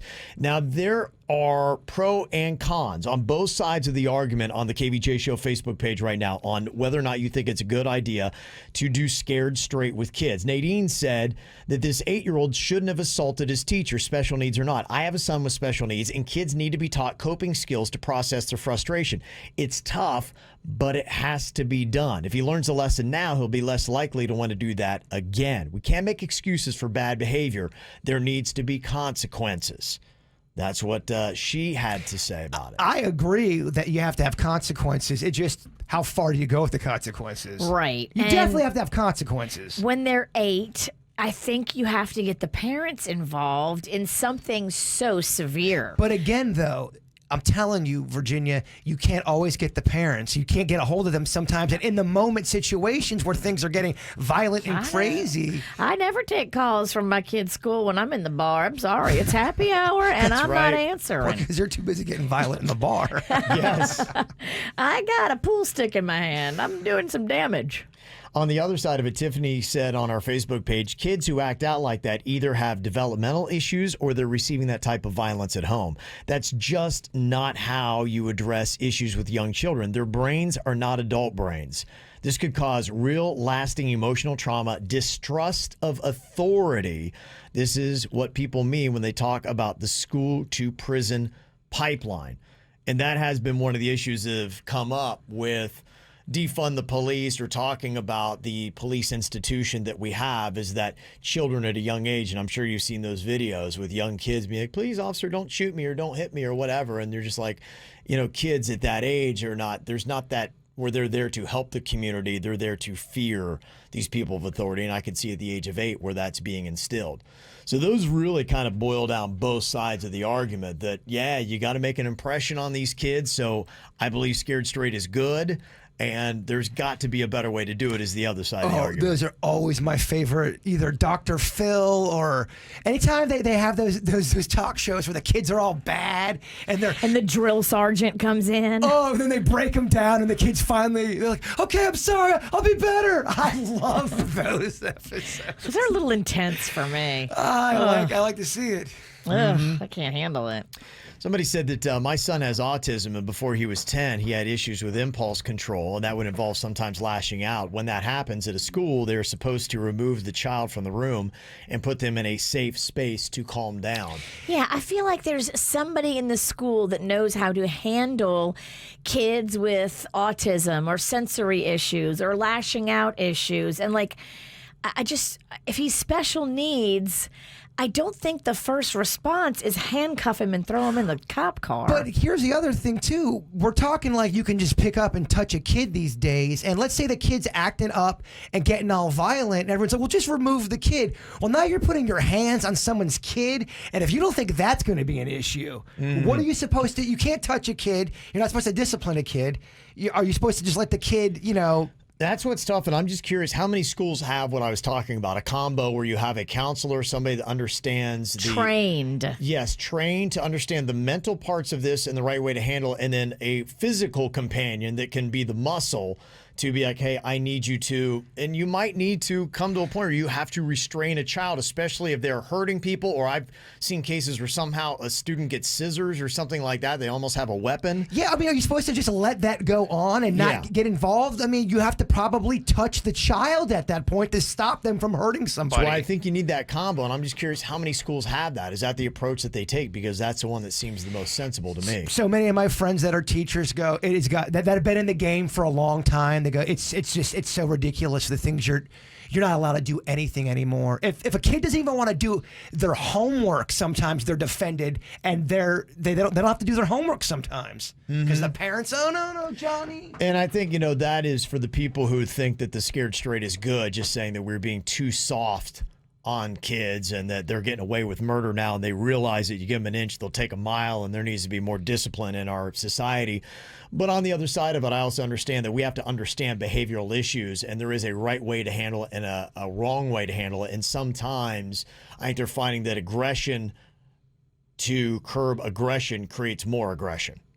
It'd be nice to find a balance. Yeah, I think that's really what the world should all be about. And every school should have an expert that knows how to diffuse that and not let it get more aggressive on top of aggressive. And now you've got just a horrible scenario. And every school should have experts on experts, just so we know these experts are on the up and up. An expert that watches the expert? Yes. I like it. Ow! There's a lot of dumbass criminals to talk about, baby. It's the whacked out news. People breaking the law. Ha ha, fighting in the nude. Ha, drunk people pooping in the street. Ha ha, it's the whacked out news. So many people on meth. Ow! I can tell you this is very nice and an era where we're trying to get people to mask up and mind social distancing practices. There was a bank robber in Ontario, Canada that politely waited in the social distance line outside the bank on Friday. Then when it was his turn, he simply slipped his note to the teller demanding cash. Those Canadians, they have so many manners. They even rob banks politely. They do. I mean, how great is that? He didn't want to get anybody sick. He just wanted his money, and he just wanted to go about his merry way. I do respect that. I don't agree with it. It's wrong to rob. Did he get the money? He did, but then he was arrested later that day. But he was arrested politely. He was. Excuse me, sir, would you mind please putting your hands out? We need to put cuffs on you. Absolutely. Thank you for doing that. Aww. The whole thing was so polite, Virginia. That's just how things go in Canada. The cops are polite. The criminal was polite. Yes. There's a guy who robbed more than a dozen banks in the Maryland area back between 2012 and 2016, but he had stopped. He got enough loot. It was all good. And he might have never been caught, but he broke his hiatus on Tuesday to rob another bank. See, you couldn't stop yourself. You got to know when to walk away. They can't shake it, and they take a break so they're out of practice. They're not in their prime anymore. Well, he went legit. He got a job, but then because of the pandemic, he was out of work and then he lost his money, so he went to go back to his old craft, but it had been 4 years since he did it, and you're right, he was rusty, and they popped him this time. He probably got worse at it, and then they probably got better. Yeah, he got all domesticated. Yep. There is an interesting way that a circus in Germany is staying afloat during the pandemic. Apparently, they've been selling lion and tiger poop to people who want to keep other animals away from their garden. Huh. Oh, does that propel them? Repel them? I was going to say, yes. Throws them. And, they take off. Yeah, it makes sense because I would imagine there's pheromones or a scent or something like that, how often dogs are always sniffing around and getting telltale signs from the scents they get. They can probably almost tell, okay, not only like, that pee's definitely Doberman. Panda, my elderly neighbor told me, because we have deer up in Tequesta, and the deer will eat certain plants, and then you'll just be left with no leaves on your plant. And so the neighbor told Panda to pee in the yard, and the deer will smell the male testosterone in Panda's urine and won't go by those bushes. Yeah, I think this is kind of the same thing where an animal could be like, whoa, that is definitely a predator that could take me out. Yeah, so if Chewy never smelled lion poop before and all of a sudden there's lion poop everywhere, he smells that automatically, just knows, goes, all right. It's going down. I think you smell aggression. Yeah, like this isn't right. Whoa, okay, all right, that's from I gotta get the hell out of here. You gotta run back inside. That poo is trouble. That makes sense, and that's fascinating. Yes. So if you want to know if there's danger around, look for poo. It's really weird how big poop plays a factor in not only animals, but all of us. Yes. It's such a big deal of our health, Yes. It's weird. Poop. It matters. It does. Tomorrow on the show, we're going to take the turn of a wimpy prepubescent teen and put it up against an MMA fighter and see if Jaber can tell the difference. That's actually a great experience. Kind of weird out that it's an underage piece of poop, but yeah, I think it's a great experience. I feel like he's going to pick the power poo. Oh, well, yeah, I think I would. He would absolutely pick the power poo. I know we're not going to do that bit, but that's a fantastic idea.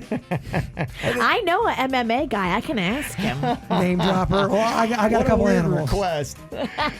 Yes, Mr. Strong, Tough Man, would you mind pooing in this box? I really do think I could get that. Okay, all right, well, we got the MMA fight. We just need the wimpy teen.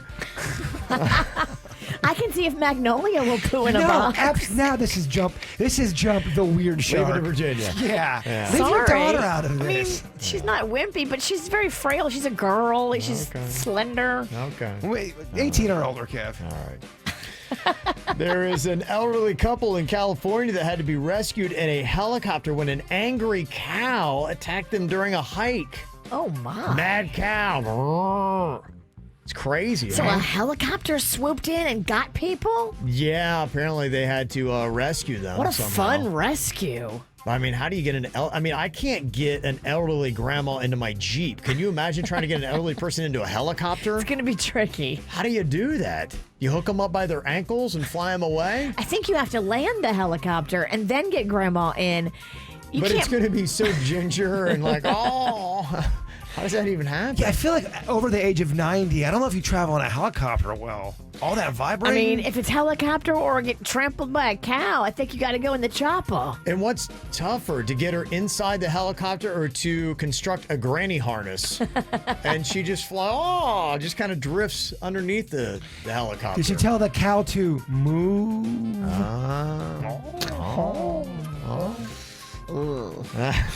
That was utterly terrible.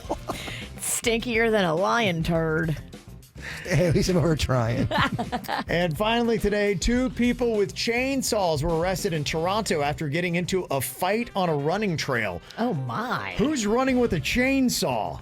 And how do 2 people just randomly with chainsaws run into each other, just start fighting, and then a fight breaks out? Here's how I think it happened. If I had to guess, they are both working together for a company that involved chainsaws, and they hate each other. Clearing some land. Yes, and they're on each other's nerves, and they finally had it with one another. Here comes Bob Still against John Deere And they just- whoever makes chainsaws. They had it. You know how it gets if your coworker's annoying you. I think you know what I'm talking about, Kev. Right? If you got a chainsaw, get froggy. I would never mess with you with a chainsaw. You scare me. I'm legit horrified of you. Terrifying stuff. All right, well, there you go. That's laid out for you, your whacked out news. This is 97.9 WRMF, Palm Beach. Drama, you got drama and you gotta tell all. You love to complain about your pain, ain't you? You're Facebook fishing. All right, there's been a lot of drama over these social networks lately, including having some of the big heads of these companies appear before Congress. All kinds of different rules and how they're censoring some posts and taking others down. People are getting really upset, including Ellen, who has a post here today about Facebook. I'll let Virginia play the role of Ellen and vent a little bit here today. None of us have script, Coach. Oh, we didn't get it out to you today? Oh, who dropped the ball? Let's that'd be my publicly balls. shame them. I think it's the rule is blame the person who's not in the room. Yeah, so it's Suits. Oh, Suits is fault. Suits, what are you doing? Damn it, Jeremy. Suits. Uh-oh. Jeremy, Kevin is disappointed. Yeah, We're you're all in trouble. disappointed, When- Jeremy. Yeah. Okay, let me get you that. It's okay. Okay. But, You're only juggling 18 new things and a new computer system that you're trying to learn on the fly. Brother, we could stretch and rip on Suits for another 10 minutes. And by the way, it's not me with the whacked out news bet. I know you keep hearing that. We can't figure out why it won't turn off. So And everybody's like going, Kevin keeps leaving the music on. Kevin, you're doing it wrong. Yeah, I don't have a way to change that. That really is annoying. He can't help it. Yeah, trust me, we're trying to figure out what's going on The there. good thing is I can barely tell. It's on. Just people are pointing out to me something important that we overlooked too. Did you realize Soup's got soup as an item that he had to sell in his thing? I didn't want to say anything because it looked like it was rigged. It was not rigged. I know, but it looked like it was. Donkey soup, huh? Donkey Soup, and his new name is Soups. Coincidence? Not really. Go figure. All right, was the magical email worked already? Oh, yeah. we got it, Kev. All right, we're all ready to go here. All right, Virginia's going to be playing the role of Ellen here, venting against Facebook. Bird, you can be Janice. I will take the role of Jake, and Denny's, you can be Glenn today. All righty. Facebook rules are stupid. I get my comment removed for bullying because I said the model looked naked and dressed like a tramp. But her comments about me being a bitch are not against guidelines. How does this make sense? Sounds like they know you, bitch. Very funny, Janice. Are you ready to breathe? I'm not next. This is Jake's turn. I think it's because actually you're the aggressor in this scenario, Ellen. I just call them like I see them. Well, then you have to be prepared for the consequences. Ellen, this isn't your first warning. Cha, to be fair, everybody knows that Facebook is against free speech. Because you got booted for your 5G theories? You know that was the truth because they took it down. Well, I, for one, think that this is absolutely possible, and Facebook shouldn't have taken it down. I still don't know why. She could call me a bitch and get away with it. Ellen, it wasn't her, it was her mother. But she still got away with it. Ellen, you said the girl looked naked and was dressed like a tramp. Did you even read the caption? She was in 5th grade and trying out for the swim team. She doesn't even know what a tramp is. Oh, this is great. Leaving inappropriate comments on some kid's picture? Hey, who wants to talk about Glenn's interesting theories about 5G towers? Anyone? Anyone? Let's go to Glenn's page where it's all laid out. Cha, guys. Jeez. I'll tell you, I think Denny's really came into his own on that one. He did. I saw you was a It was conspiracy powerful. theorist. It was powerful. Yeah, that was awesome. Yeah. Yeah, it is kind of an issue what's going on with social media. I saw this today. Nearly 82% of information about the coronavirus posted on news sites, global health organizations, and especially your social media platforms between late December and early April were rumors or conspiracy theories. 82%. What? So if you're one of those people and you're like, well, I'm just trying to get the truth and you're searching for it, 82% of the stuff you saw between those dates was garbage. Oh, I saw some of the stuff that we just posted. It'd be like a repost of something, and people were all over our ass like flies on our rib roast, getting mad at. There was always a fight that broke out about any kind of Coronas post that we would do. Oh, yeah. On our social media. Oh, really? I mean, a lot of them were calling you out. What were they calling out about? Just anything that was Corona that we would repost, or even your stats get called out sometimes. It just, I know they're not your personal stats, but anything Corona related, it's going to get some heat. Yeah, no, it does. It is still one of the most controversial things that's going on today. And by the way, my stats are Florida Department of Health. That's what I get it from. But yeah, people are all over those numbers and how they're crunching them and how they're breaking them down and what's going on with it. It also, too, depends on what publication you're sharing from. If it's something where, if it's like a Yahoo News, they're gonna come after you in Virginia. Right away. It's going to be problematic. Yeah, I look at those numbers because everything we're figuring out, because Martin County starts school today and we got other school districts going to be starting the next couple of weeks. They're looking at numbers to see exactly when kids are going to go back to school, what's going to be happening. And, for me yesterday, there was a big fight about whether or not they're going to be playing college football. And so all these numbers are very important to get right because they're canceling some big things in life. Yeah, the one clip that I had edited, I mean, we don't have to play it, but there was the one that the coaches talking about how the players are crying. And what does that mean for some of these players that are seniors that are on the verge of possibly, on the brink of going to the pros or not? That's gotta be a struggle. It's a big issue. In fact, Joe Burrow, who was your quarterback at LSU, Virginia. Yes, but he's from Ohio. Yeah, he is from around my area. And he said that if he wouldn't have had a season last year, he probably would be looking for a job right now. Wow. That's a lot of seniors that are on that the cusp of going to the next level. Yeah, so there was a big fight about that all day yesterday, and there was no resolution that happened with it. But the good news is from yesterday, there were 4,247 new cases, which the reason why it's good news is because that was the lowest number of new cases in 6 weeks, as reported by the Florida Department of Health. Do you hear that, everybody? Sounds like Positive K just joined the show. Yeah, I've been here, man. I have been here. I've been looking at this and saying, all right. Let's see what we got. Some optimism on that. But, yeah, that just kind of that stat goes to throw in how tough it is to try to get truly accurate information to get an assessment of what is really happening with this thing. Well, just about not only Corona, about anything. True. Yeah. No, you're right. Unfortunately, that's the way it goes.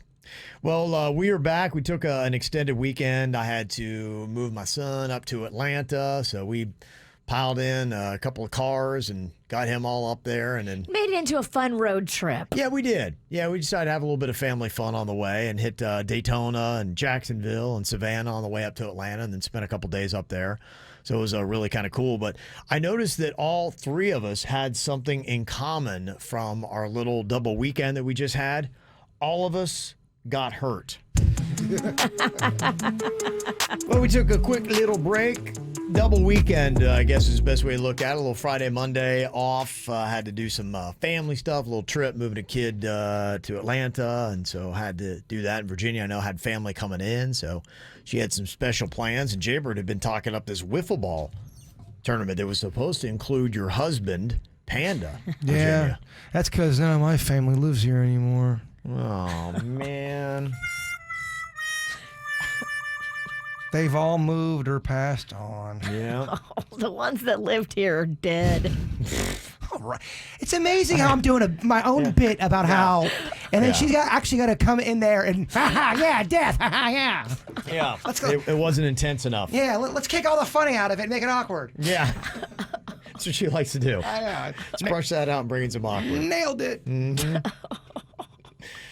Well, the interesting thing that I saw was a post on our Instagram that Jaybird, you shut down your own wiffle ball tournament? So it did get going, but yes, I ended up. We were playing at a lot of cancellations. Did Panda show up? No, and I'm not. Yeah, I didn't think he was going to. He I'm said not no. trying to call out married people. I'm not, but I'm going to. I noticed everyone that canceled was married, and a lot of them canceled last minute. It was really kind of messed things up. So it was a low budget. Yeah, don't count on married people. No, it was to low. do something that is kind of like of a youth nostalgia. Yeah, so only 4 guys played. So now it's just not even a tournament. It's just a couple of my friends playing, backyard ball with each other. But we ended up playing, and because we were short in players, I ended up pitching the entire game, and I ended up getting heat exhaustion to the point where I couldn't even pick up a bat. I was shaking. I couldn't even keep my sentences together. Oh, wow. I was throwing water on me, and I was contemplating. I was in my truck going, all right, I'm right by the Gardens Hospital. Do I need to go to the Gardens Hospital? Because I couldn't remember. I tried to say my name over and over again, and I started to forget my name. Ooh. And it took me a while to kind of come down from the heat. It was very hot You on might have Saturday. had that heat stroke. I think I did. I think I had a little bit of a heat stroke. Probably, yeah. I couldn't go on anymore, and I felt like a big time wimp.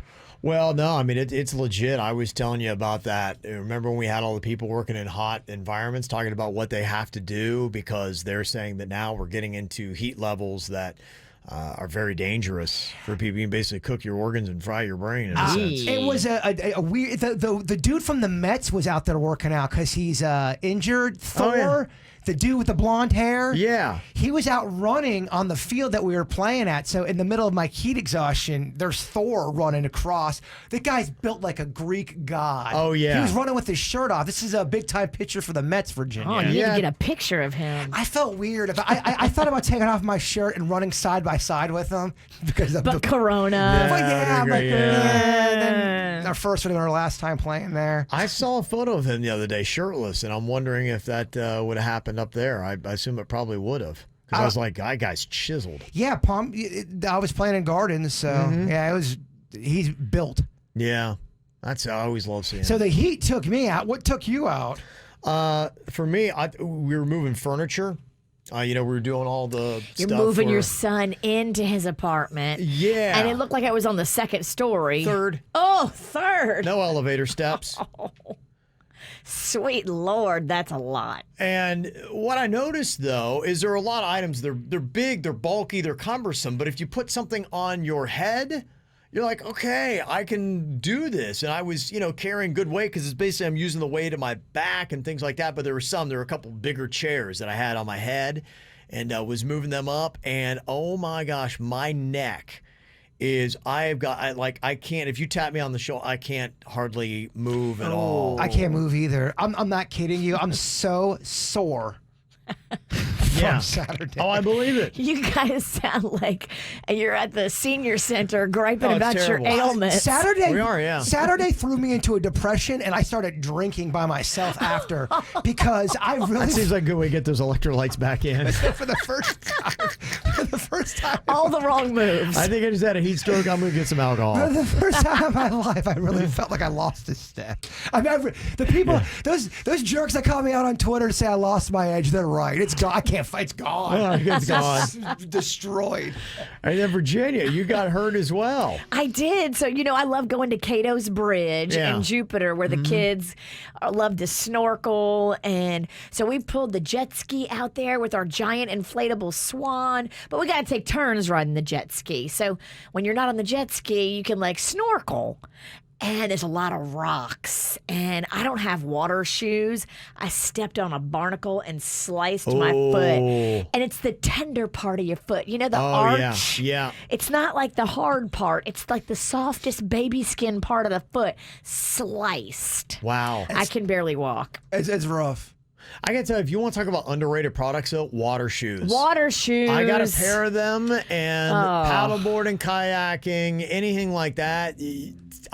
If you're ever near water in South Florida, you need water shoes. You They're really the best do. things ever. You really do. If you're going to go in where you can't see what you're stepping on, you got to be careful because the rocks and the barnacles will cut you. Well, they just give you traction. You never know that because everything looks fine. But you ever step on that weird, like you hit a rock or something that you just don't ever.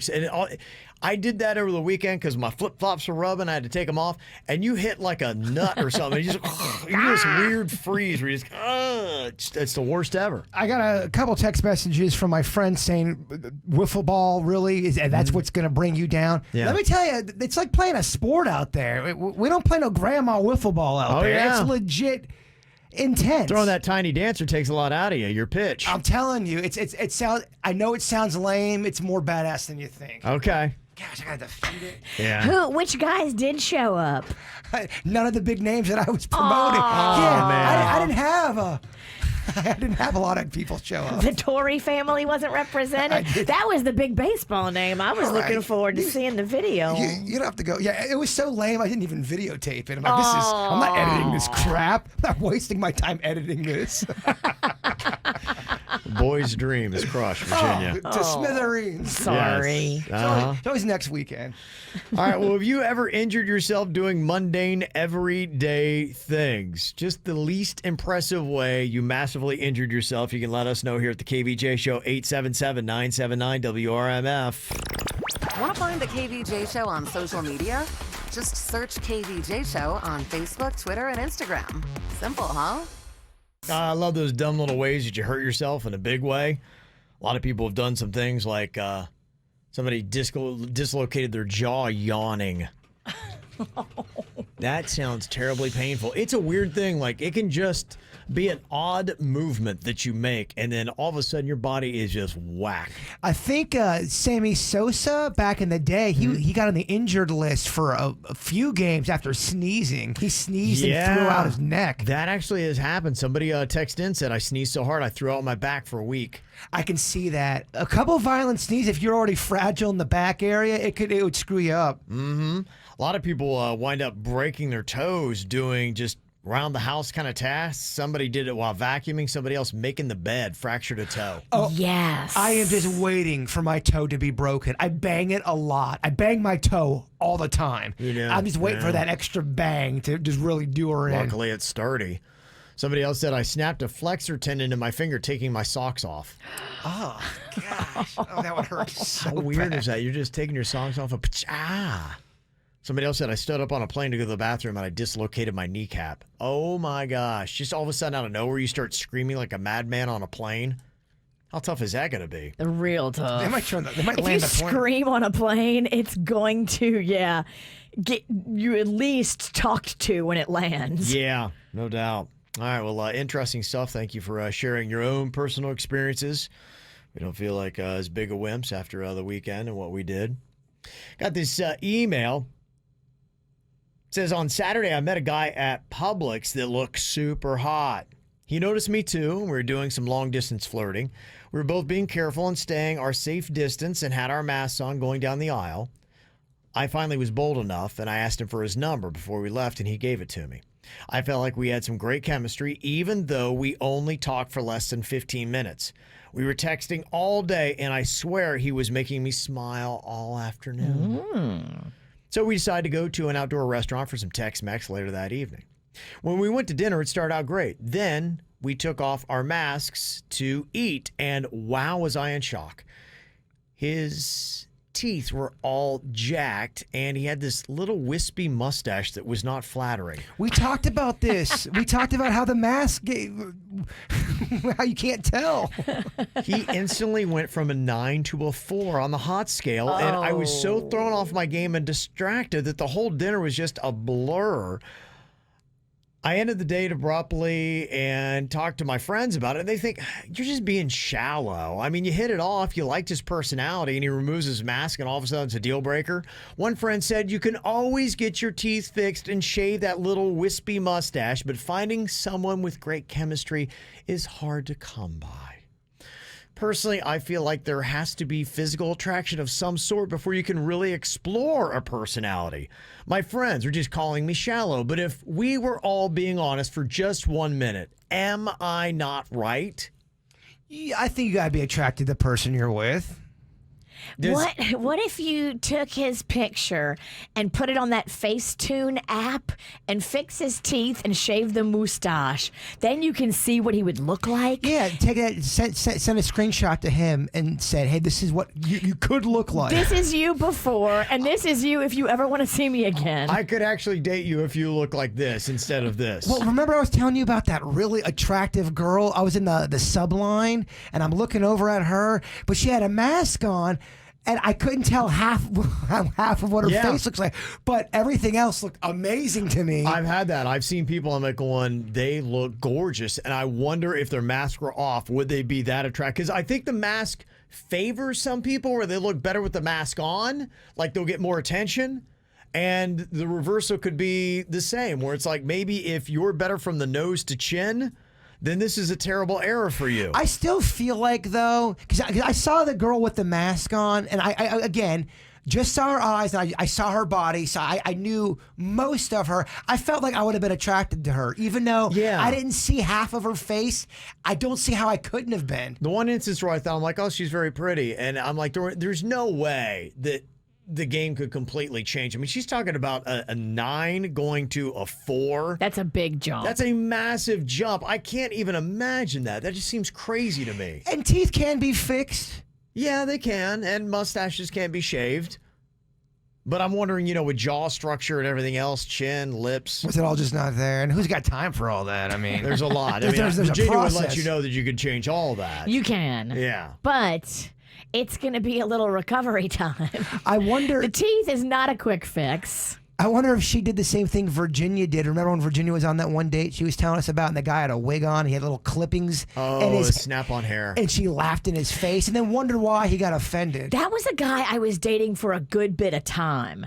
And we were snuggling when I put my hands through his hair and felt the snaps. Well, and I didn't know what it was. I was like, what is that? I've been a victim of that witch laugh with Virginia, you know, the one that's right in the microphone where you've done something humiliating. She's like, "Wah!" It's so pronounced and oh, cutting. Yeah. Talk about a mood killer. That guy's he's probably so crushed. He left. Yeah, of course he did. Snuggle session over. That ended it. He Done. left, and then we didn't really date much after that. I think he was trying to keep the snap-on hair a secret because we were young. Oh, yeah. I know. It was when I was in Mississippi, so that tells you how young I was. Yeah, you're like 24. Before Florida. Okay. Yeah, I was like 23. Wow. Before she, was more refined when she moved down here to Florida. She was a young witch. Yes. Witch in training. Struggling with her powers. Oh, so powerful. Are we all a little shallow? Her friends are calling her shallow, but is there not some truth to that there has to be physical attraction before you can really get to the personality? In a sense, everyone's shallow here because she's shallow because she's judging the guy on the looks. Her friends are shallow because they're judging her how she truly feels. It's everyone's shallow, Kev. Yeah, I know we're in this era where it's like, oh, it should be all about the personality and the da-da-da, but when the camera's rolling, yes. I agree. I think if we're all being honest, and that's what she's saying, if we're all being honest here, I think that's just the way we're all biologically wired. There's got to be some little sense of attraction, or at least the appearances can't be like, okay, they repulse me. Because otherwise, I think you're friend-zoned, right? Yeah, you can't lean in to kiss somebody if you're grossed out by their grill. I'm sorry, it's not going to go well. Your friends are being, no, you're fine. Just, this is a date, you're not getting married. Yeah. Your gut's telling you it's not for you. Don't beat yourself up. Please, there's going to be many more disappointments in the dating world. That's right. That's what it's all about. Exactly. But you can sign him up on DL for Invisalign. No, that's terrible. Sign his ass up. Terrible move.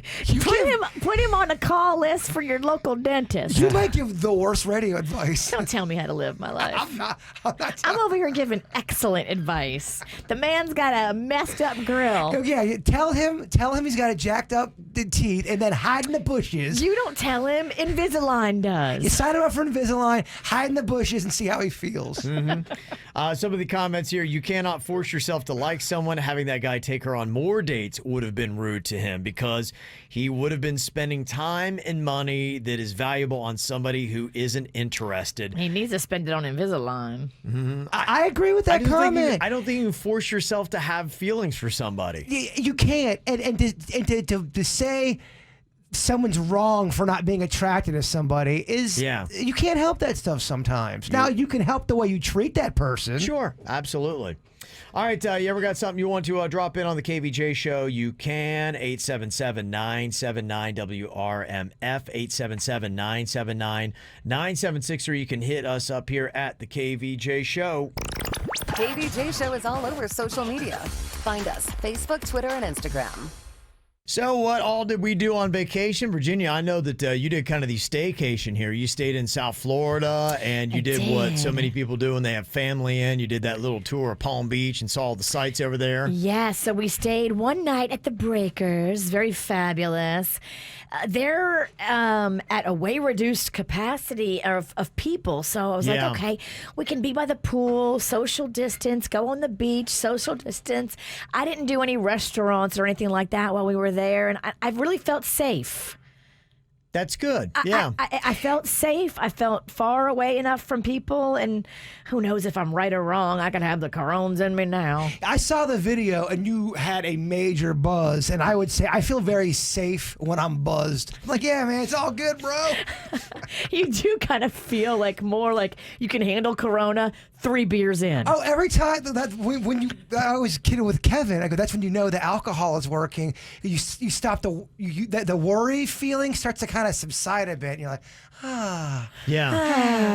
everything's gonna be okay. The neck muscles that are all tense leading into your back suddenly just go loose. Yeah, you had that look on your face like, yeah, everything's gonna be okay, and you kind of looked damp, kind of like you were just a little drunk. It was hot, and I was damp. I would say the major sightseeing stuff I did in my little trip was in Atlanta. We had some fun stuff planned for all the cities that we hit on the way up there. But going up there, what was kind of interesting, what had been in the news recently was I took my son Ken, and we both love college football, and we went to the College Football Hall of Fame, and I had seen that the looters had gotten busted in the front windows. Oh, wow. And they had replaced them, and it was open, and we went through the whole thing and had a fantastic time there at the College Football Hall of Fame.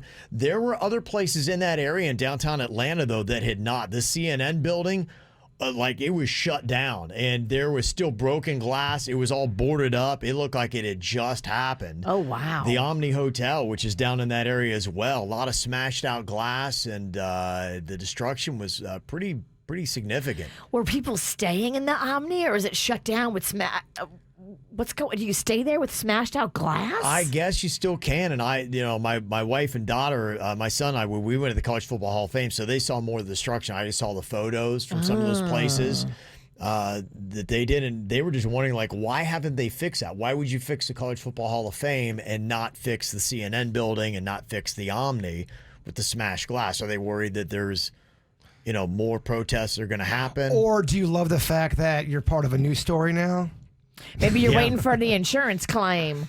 Well, if you're the insurance adjuster hasn't come out yet. Yeah. And also, if you're a news, you're look, hey, reporting live from the actual. Oh my gosh, I can't believe this. Yeah. I mean, what's the rush of fixing it? You're the part of the news now. Maybe it's a draw. People want to come to the CNN building just to see the damage that and then happened. tune in to see themselves on the building. Yeah. Oh, maybe. Who that's knows? pretty conspiracy, you think? I shouldn't have said anything because now I'm going to get emails that I'm not going to read.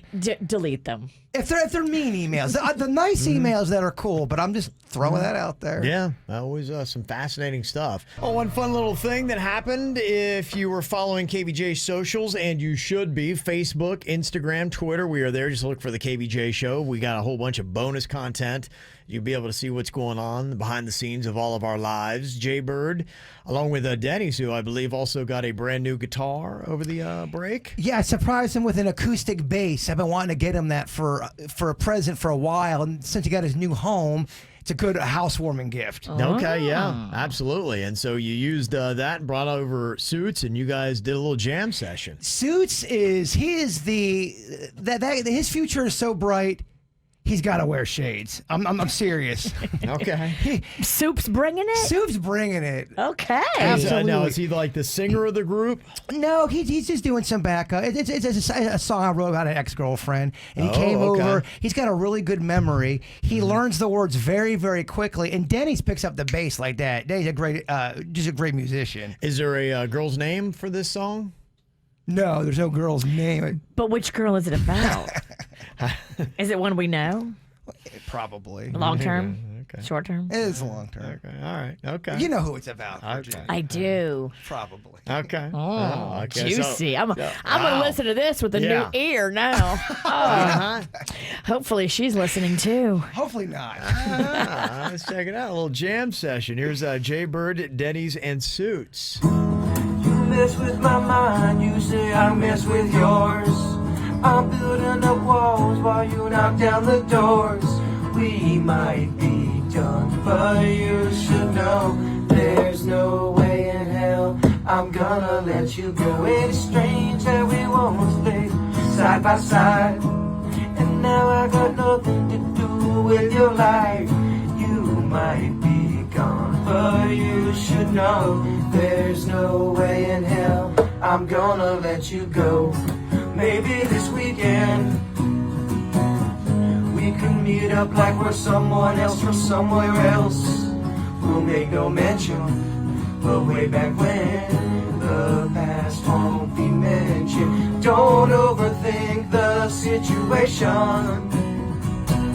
Let's just see where this all goes. We may be wrong for each other,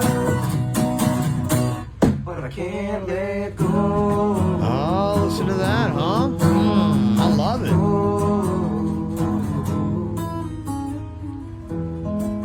Is this going to be on the upcoming soft rock album that you're putting together? Well, that's one of the reasons why I'm growing out my hair. I'm trying to get it pretty long. Me and Denny's, we're doing a soft rock album. I think Suits is involved in it now. The album's called Bird Tears. I don't hate that. It's got a ring, yeah. Write Bird that Tears. down. Yes, we're trying to grow it to look like we're from the 70s. Oh, yeah. And we're close. And I was like, why are you growing your hair out? It looks terrible. I know it looks terrible. Give me 2 more months. 2.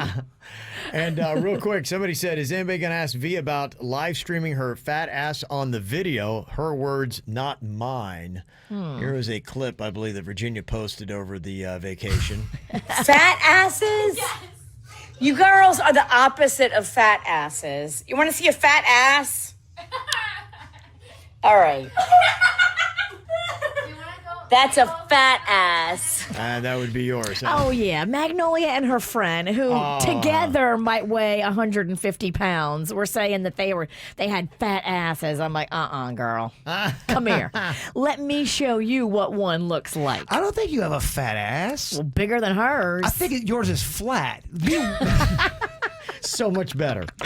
Well, fat ass is actually kind of a compliment. Flat ass is not. It goes wide. Yeah, you put an L in there and all of a sudden it goes from We've talked about this, but we both got flat asses. I know, girl. We in the flat ass club. In fact, me, you, and Suits and Denny's all have flat. FAC for life.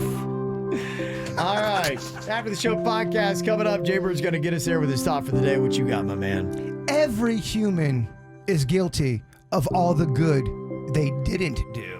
Oh.